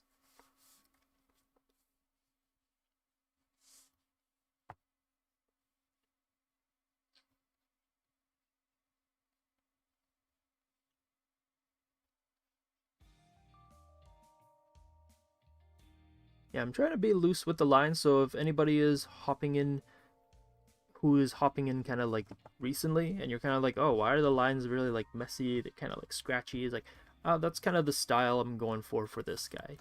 I feel like I don't really draw in this style usually for stream, just because for this style it takes a little bit of time actually, where you might be like surprised to hear that maybe, where it's just like, oh, but isn't it like super like raggedy and kind of scratchy? How does it take up like so much time? And it's actually that like if it's too messy, I find that it loses a little bit of this like sense of character and nuance. So I'm not so much that I'm just drawing for the heck of drawing. I'm actually trying to decide where to put the lines and like what is the best placement for the lines, where it goes in and out for the shapes and everything. So all the line decisions and everything has a little bit of a momentum to it. Yeah. But let's see. Every Bleach cover was crazy. Yeah, they were great. I have a question that if I have a full description of my own character, the powers, personality, overall feel, how do I go on about making a design character sheet from that? Oh, well, no, that's great. So if you already have a full-on character design kind of planned out and figured out, you've done most of the work already. So I would hope or expect that the design or the look of your character has been kind of figured out, or not figured out. That's kind of what you're trying to figure out. But because you have the description of your characters figured out, all you have to do is just match the design to the personality traits that you are describing for your character. And that's still going to take some time, but usually there are go-to shapes for certain characters of certain personalities. So, well, obviously you can still like break the rules, you can kind of break trends, so to speak, and all that. But if you already have an idea as to like who these characters are and like their personality traits and their background, then I think you can go ahead and start designing the characters' shapes and kind of proportions and their mass to match that of how you're describing your character. So I'll throw out some like typical archetypes for characters, which is like usually like the nerd character is going to be a little bit more frail. They're usually a little bit more skinny. The jock type character is a little bit more masculine. Characters who are a little bit more on like friendlier and everything, they're usually more of like an average to like skinnier build, or like they can be even rounder for like bubbly kind of vibes.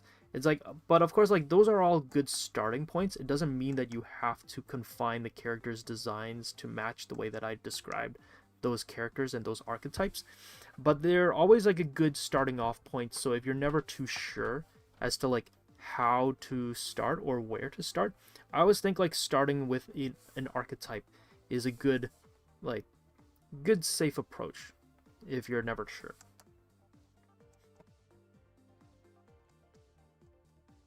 But hopefully that gives you something to kind of work off of. Okay, we're almost done the drawing part, and we'll get to the coloring part very soon.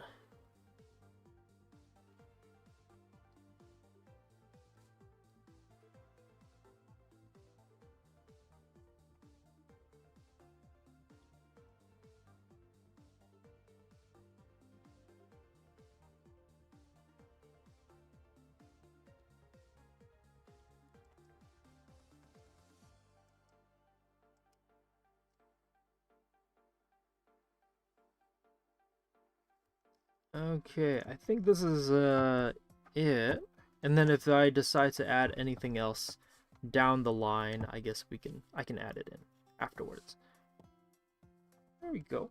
I think this is not too bad, considering that all the amount of time that I had.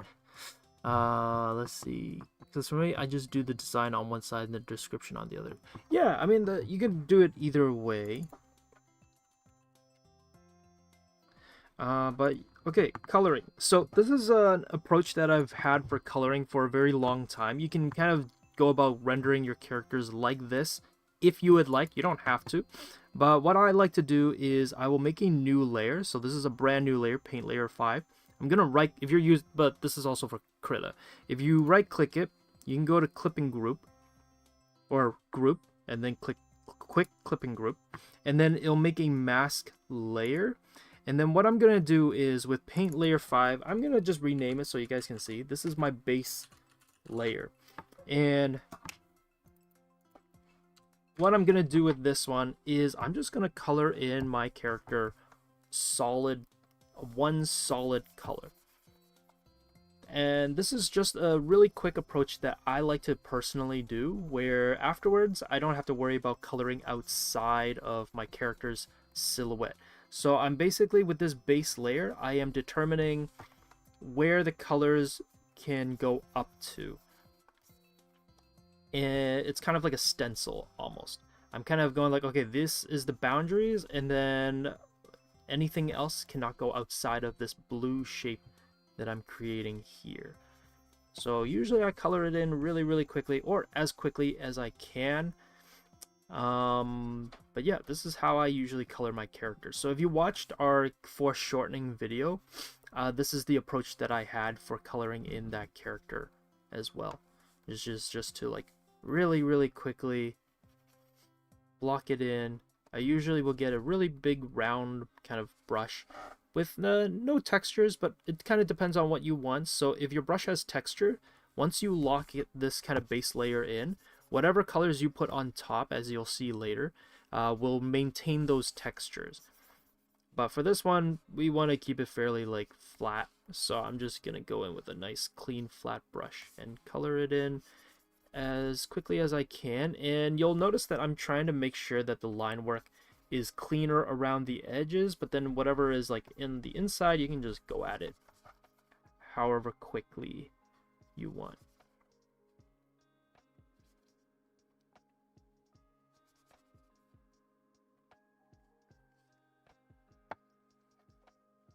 But hopefully that makes some sense, and you guys understand. Well, you'll see how this works. If you've never done this before and you don't know what that looks like, as I color this in, I'll show you how that looks.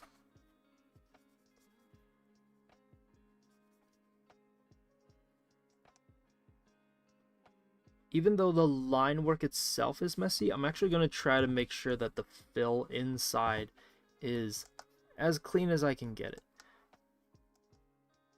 Because I've noticed that it's kind of like a trade-off. If you have your line work be messy, the coloring can be messy, but then sometimes if you don't control it properly, it can almost feel like those two elements are fighting against each other. Your line work and your colors.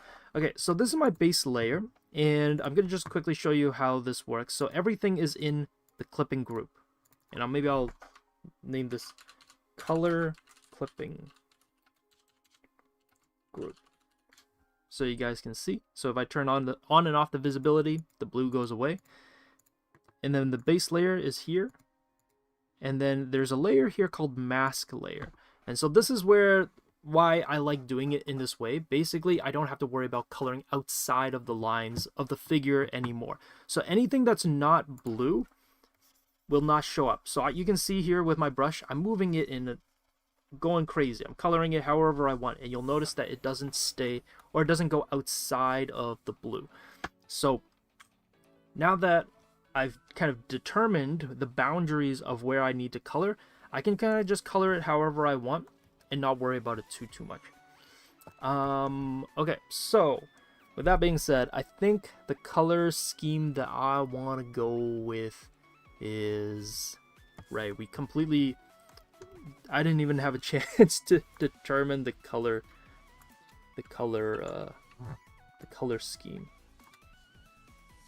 So for those of you guys who joined a little bit later, this is the, let me see, where is it? Here it is. Here's the prompt that we had. So we're going to be going for complementary color, and so we're going to be picking a primary color, and then we're going to have a complementary part, and then we're going to have a play around with kind of like the value and the saturation to get the colors to be interesting, let's say. And I think, you know what, we'll follow along with kind of the Lululemon color aesthetic that is there. We'll go with kind of like a brown, kind of gray jacket maybe. You know, maybe we'll go for kind of like a varsity style jacket. So brown. So our main color is going to be kind of like a tan kind of color. It's going to be like yellow. Maybe we'll go with, yeah, we'll go with like a darker kind of brown color. And you can separate these into different tones and layers if you want to. So right now I'm coloring inside of mask layer. It doesn't need to be inside of the mask layer. You can use whatever, you can use multiple layers as long as the letter A is crossed out on the layer panels. You can color, you can make as many mask layers as you need to and color those in. Maybe I'll use this brush. Kind of maintain the roughness that we had established.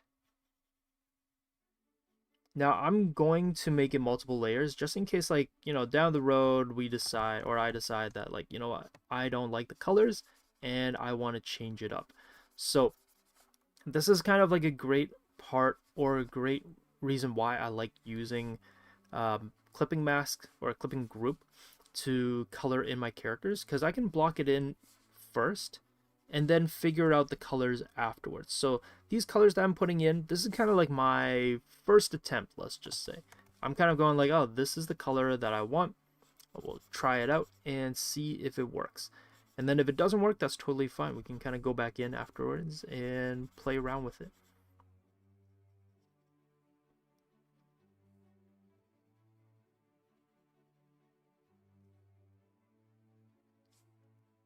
So we can, right now I'm kind of playing around with some dull colors, like this dark brown kind of color over here. But it doesn't mean that this is the final color scheme that we're going with. I might kind of just go like, you know what? I don't like how it's turning, so we're going to change it up afterwards. So let's go for this kind of, let's go for a more orangier yellow. Oh, this one I'm going to actually make a new layer. So like I said, this is why labeling your layers is good. Body, jacket.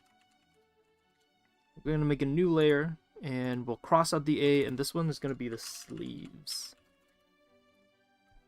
So now I can kind of color it, and I can put it underneath the body jacket, so that when I color it, I can actually go underneath the jacket and it doesn't, I don't need to worry about it too much.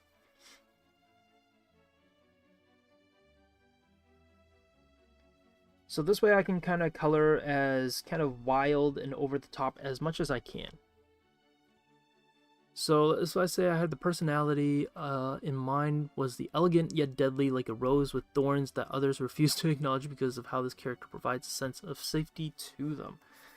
Okay, so like you already have like a pretty good character description, and I feel like in the words themselves they carry a lot of let's say call it kind of visual descriptors. So like rose, thorns, like roses are fairly like tiny, they're quite thin, but the thorns are sharp and pointy. So to me that kind of makes me immediately think of and lean towards like a sharp kind of character who's maybe kind of like lanky or could be small, and they are kind of maybe sharp and pointy. So maybe their features are sharper. Maybe their the kind of look that they have is a little bit like pointier.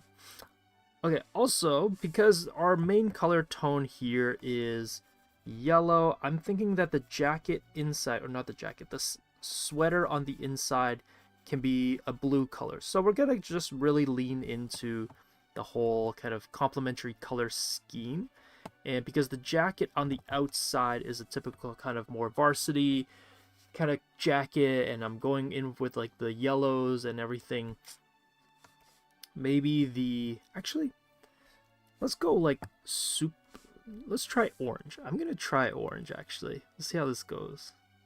So this one's gonna be the hoodie. Now orange is a tough color to play around with because it can be a little bit intense, but you know what, we're gonna go for it. We're gonna see how it goes.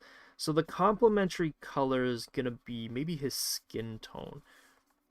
Ooh, I like this color scheme. So like maybe things like the hat, the jacket, the skin tone, those things are what's going to be like blue. So remember, we're using a complementary color scheme, and I want orange and yellow to kind of, the orangey yellow color to be the primary color.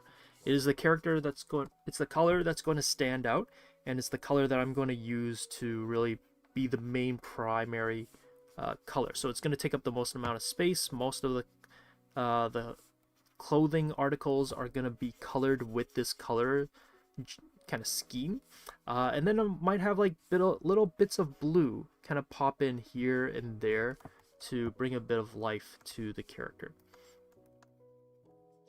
Okay, now the shirt underneath here, kind of say the shirt.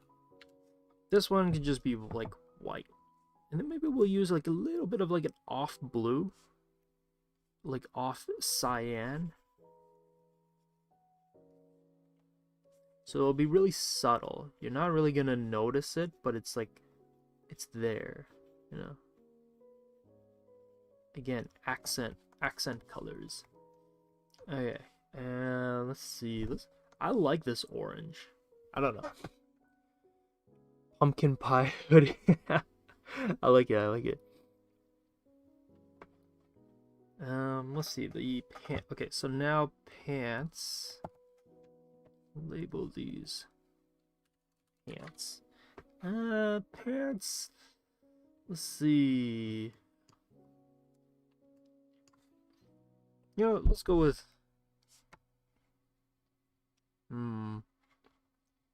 Let's go with like the Carhartt style of like a duck canvas brown.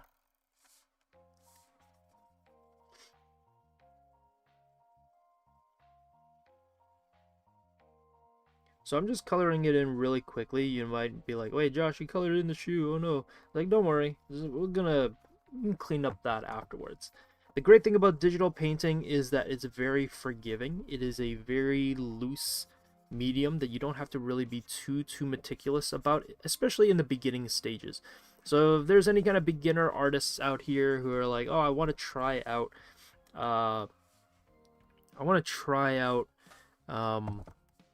like digital art, but I'm like too afraid to kind of go all in on it. What are some good things to keep in mind? And I would say like the biggest thing is just know that digital painting is very forgiving.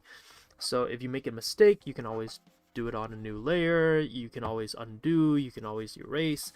There's a lot of kind of safety nets or crutches, as I would like to describe it, when it comes to digital art, because it's not permanent. It's not on like a canvas, it's not on a piece of paper or anything.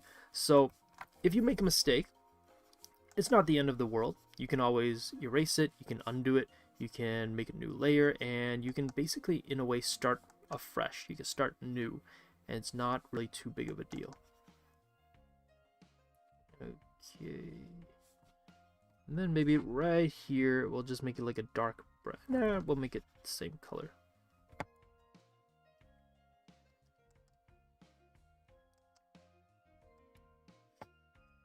Okay, and then the shoes. So this is the part where we can have a little bit of fun now. You know, as Anakin says, this is where the fun begins. So we're gonna put in the shoes as another layer. Cross out the A so it stays inside of the blue fill that we have here. And I'm just gonna start coloring in the shoes. So the shoes, I think we can have those like blue accents. We can have it be cool. I'm thinking about like the New Balance style, so we're actually gonna go in with this like maybe white base color for like the base of the shoe.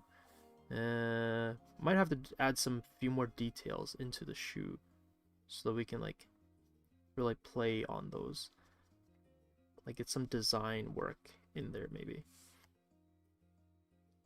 And then we can go here, go for this like maybe soft blue around here.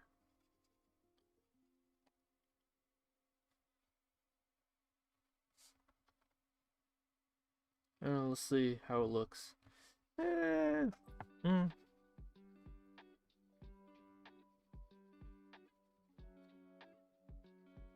Not loving the balance so far. So if we go back to kind of like that sheet that I was using as a bit of like a guide, you'll notice that I was like, okay, find ways to balance the design of your shoes. And this is part of what I'm kind of talking about. Give me a sec. I'm just gonna put this in. So you'll notice that I'm not going for like these crazy over-the-top blue shapes or colors, but instead I'm using the blue as accent pieces. So any kind of like extra bit of detail that I put in here, any extra bit of kind of like colors that I put in there, they're all there to just help accentuate and color in the shoe.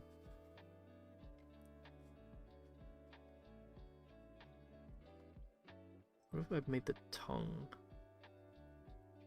tongue of the shoe blue. I think it could be kind of cool. It kind of like slips in almost.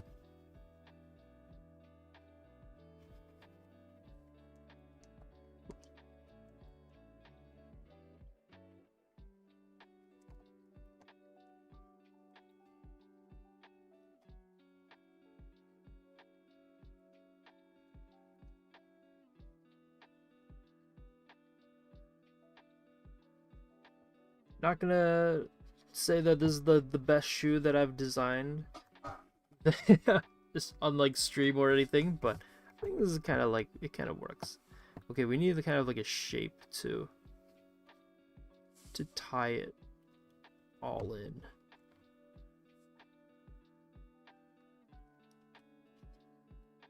All right.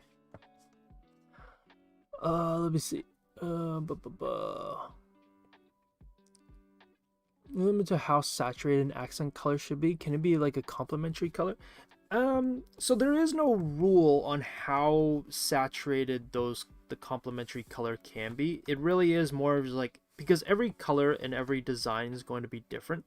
There's no set rule. So however you decide to kind of light, or how far you decide to push the complementary color is up to you.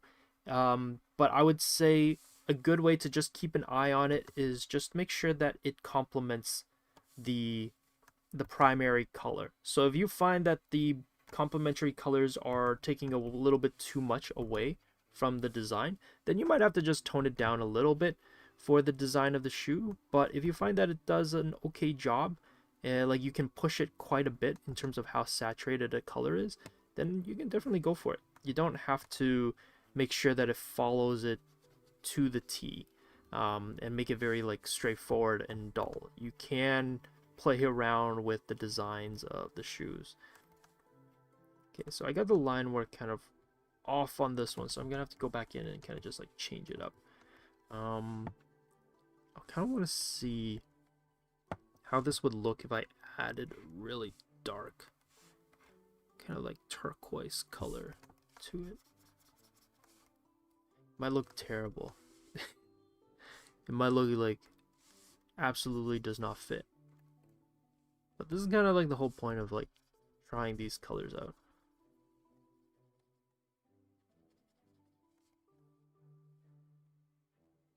That's the other thing too, is like I think like colors, a lot of people tend to be a little bit scared in the beginning because it's like, oh, I gotta lay down the perfect color. It's like, you know, that's the great thing again about digital. Like, try it out. There's actually no harm in trying out interesting color combinations and seeing if it works. Okay, now we get to the skin tone. We have not had a chance to tackle the skin tone. Or some, the shoes look like I have to sell my house just to be able to afford it. I get, maybe this looks like something Kanye would design. Maybe. Let's give him like a fairly blue skin. Hey, okay, I like this. Ooh, I'm liking this skin combination. This blue, it's nice. So remember, he's like an orc, so that's why, you know, he's got a bit of like this darker skin tone. Let me see how much time. Okay, it's 1:57.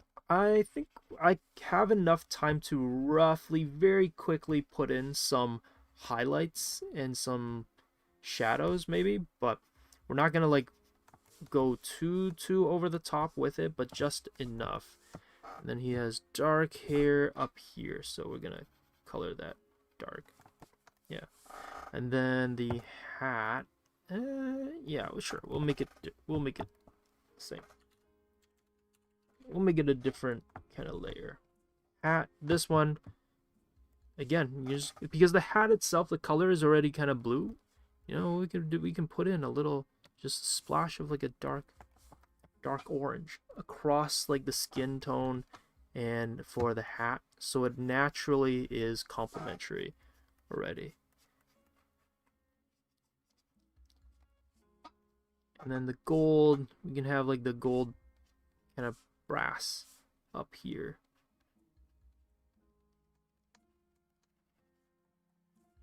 And go darker.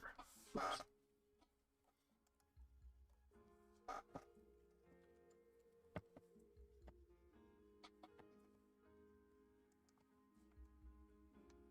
Oops.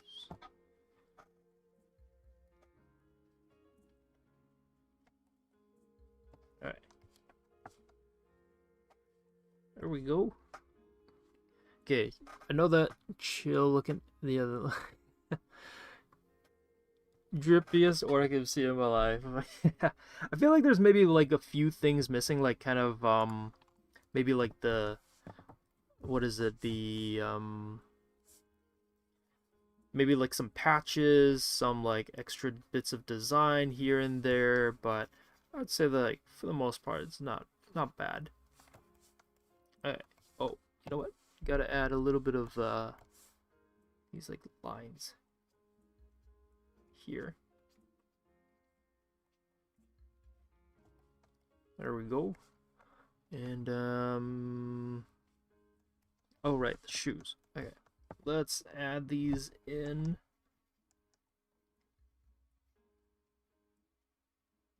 Oh, this one's gotta go out.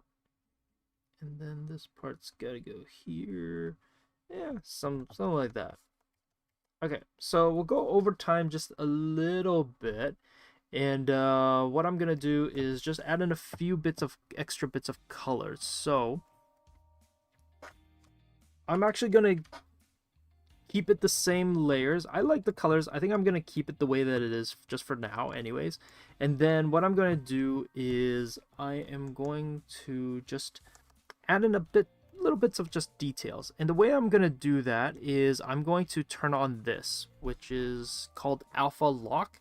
And if I turn this on, it basically keeps everything inside of each layer. So you know how there's the skin layer, and then there's like the back jacket body kind of layer as well.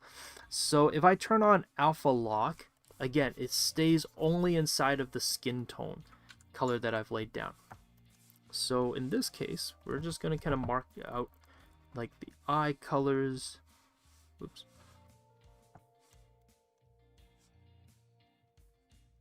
I'm just going to put in the eye colors so it's a little bit lighter.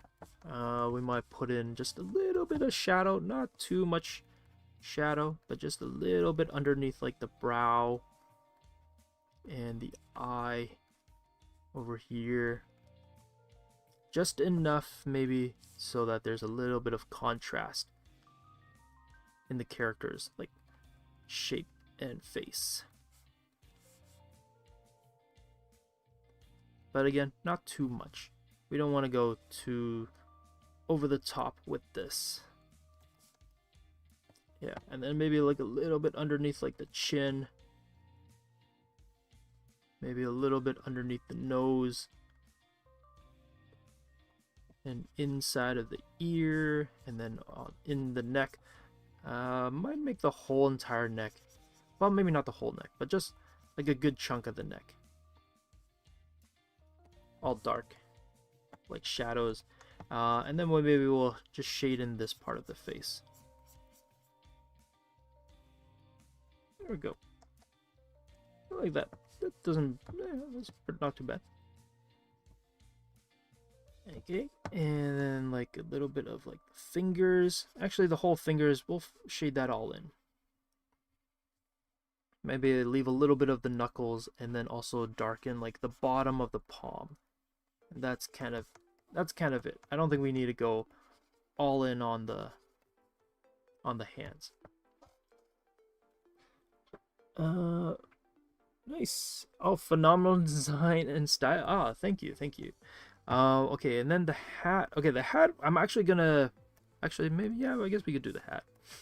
I actually might go in and do a little bit of some overlay afterwards on the hat.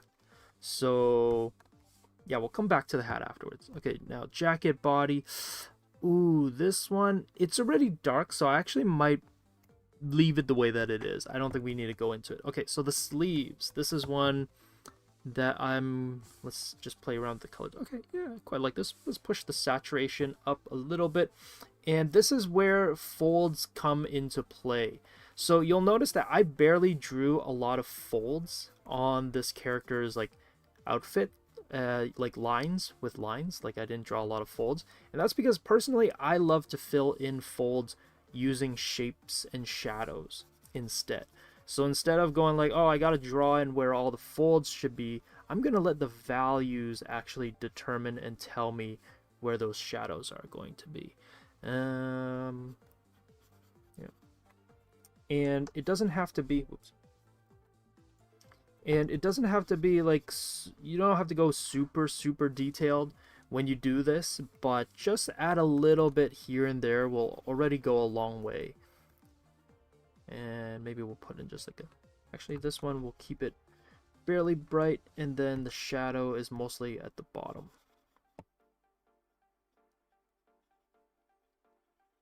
We'll keep it subtle as well. I'm not gonna go over the top with it. And this is where like using shapes can come in really handy, because you don't have to, like when I say shapes I mean like very geometrical sharp shapes, because now I don't have to go like really over the top with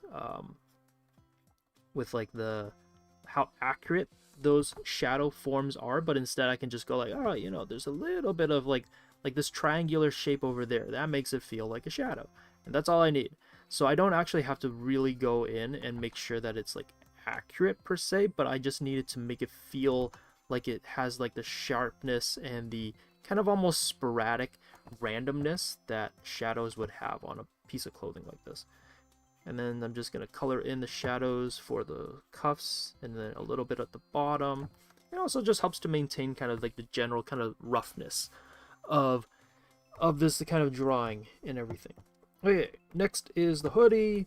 So again, I'm just going to go intensify it a lot. I'm going for more like intense saturated lighting rather than a realistic kind of like lighting style that this might have. So I'm going very exaggerated or saturated with these colors, instead of being like, oh, I'm gonna make it very like realistic and whatnot. We can actually maybe push the saturation a little bit more. Can bring that back in. And this part, I'm also picking a lighting direction as well. So if you guys have never seen me color, or have never taken any classes of mine where I go into color and lighting, the biggest tip that I tell students is to pick a lighting direction. Always pick a light source and a lighting direction. As long as you have a lighting direction, you can paint almost kind of anything that you want. So as long as you have that, you are kind of good to go. Okay, so I'm going to do the same thing. I'm going to add a peak of like lighting inside of the body, because most of the body is actually going to be covered in shadow due to like the jacket and everything. So there's actually not going to be a lot of this bright orange in the body showing up. But I want it to have a little bit, just, you know, just a scooch, just a touch. Not too much though. And then yeah, I'm just going to color this whole entire bottom part of the hoodie. So there we go. We already am getting a little bit of kind of lighting inside of this jacket, and gonna do the same thing with the pants. So the pants, I'm not gonna actually play around with the lighting on here. I'm just gonna put in shadows for the pants. Same thing, just gonna intensify the saturation and the colors. And again, like I said, the lighting is mostly on the left hand side, so the brighter values are on the left. So that means this whole right leg, I can get it in color or in shadow, it'll be fine.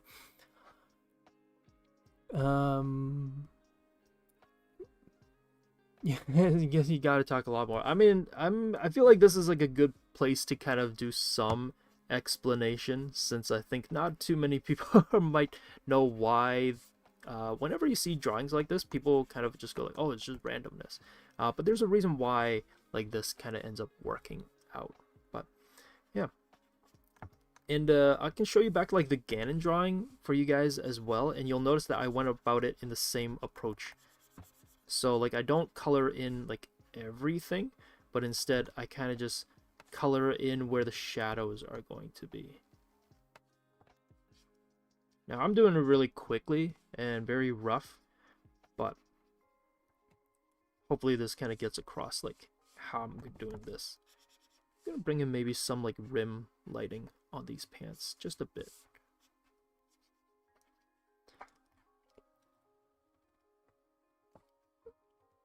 I think I was so scared to join Josh class because I thought I had to be like really good. But no, I mean, anybody, there's a lot of students with different skill levels, and they're all in their different kind of stages of art. So yeah, no, you guys can definitely join my class. Don't worry, I don't bite. And we'll go through a lot of, honestly, a lot of our students as well are still learning the basics. We're still learning kind of just the fundamentals as well. So yeah, if you guys are interested, definitely check out our classes. We are still, the fall term is still happening, so there's still like I think 3 more classes left if any of you guys are interested in taking our classes.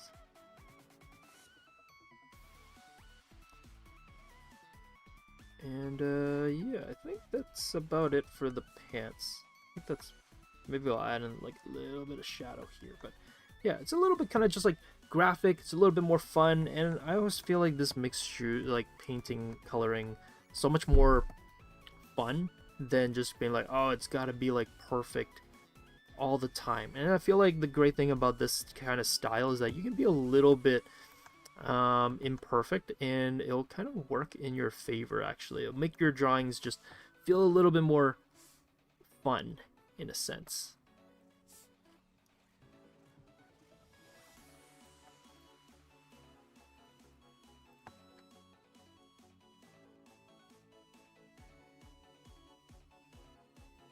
I'm trying to get the wrinkles on like the shoes and over here and everything like that. The shoes, I'm not gonna try to make them look too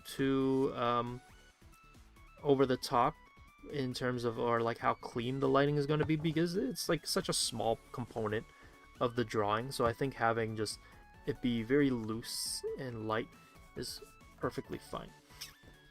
Oh, and then the shirt. Where's the shirt? Okay, here's the shirt. You gotta add a little bit of that hint of lighting to it. That's there. There's like a small, subtle hint of lighting that it has.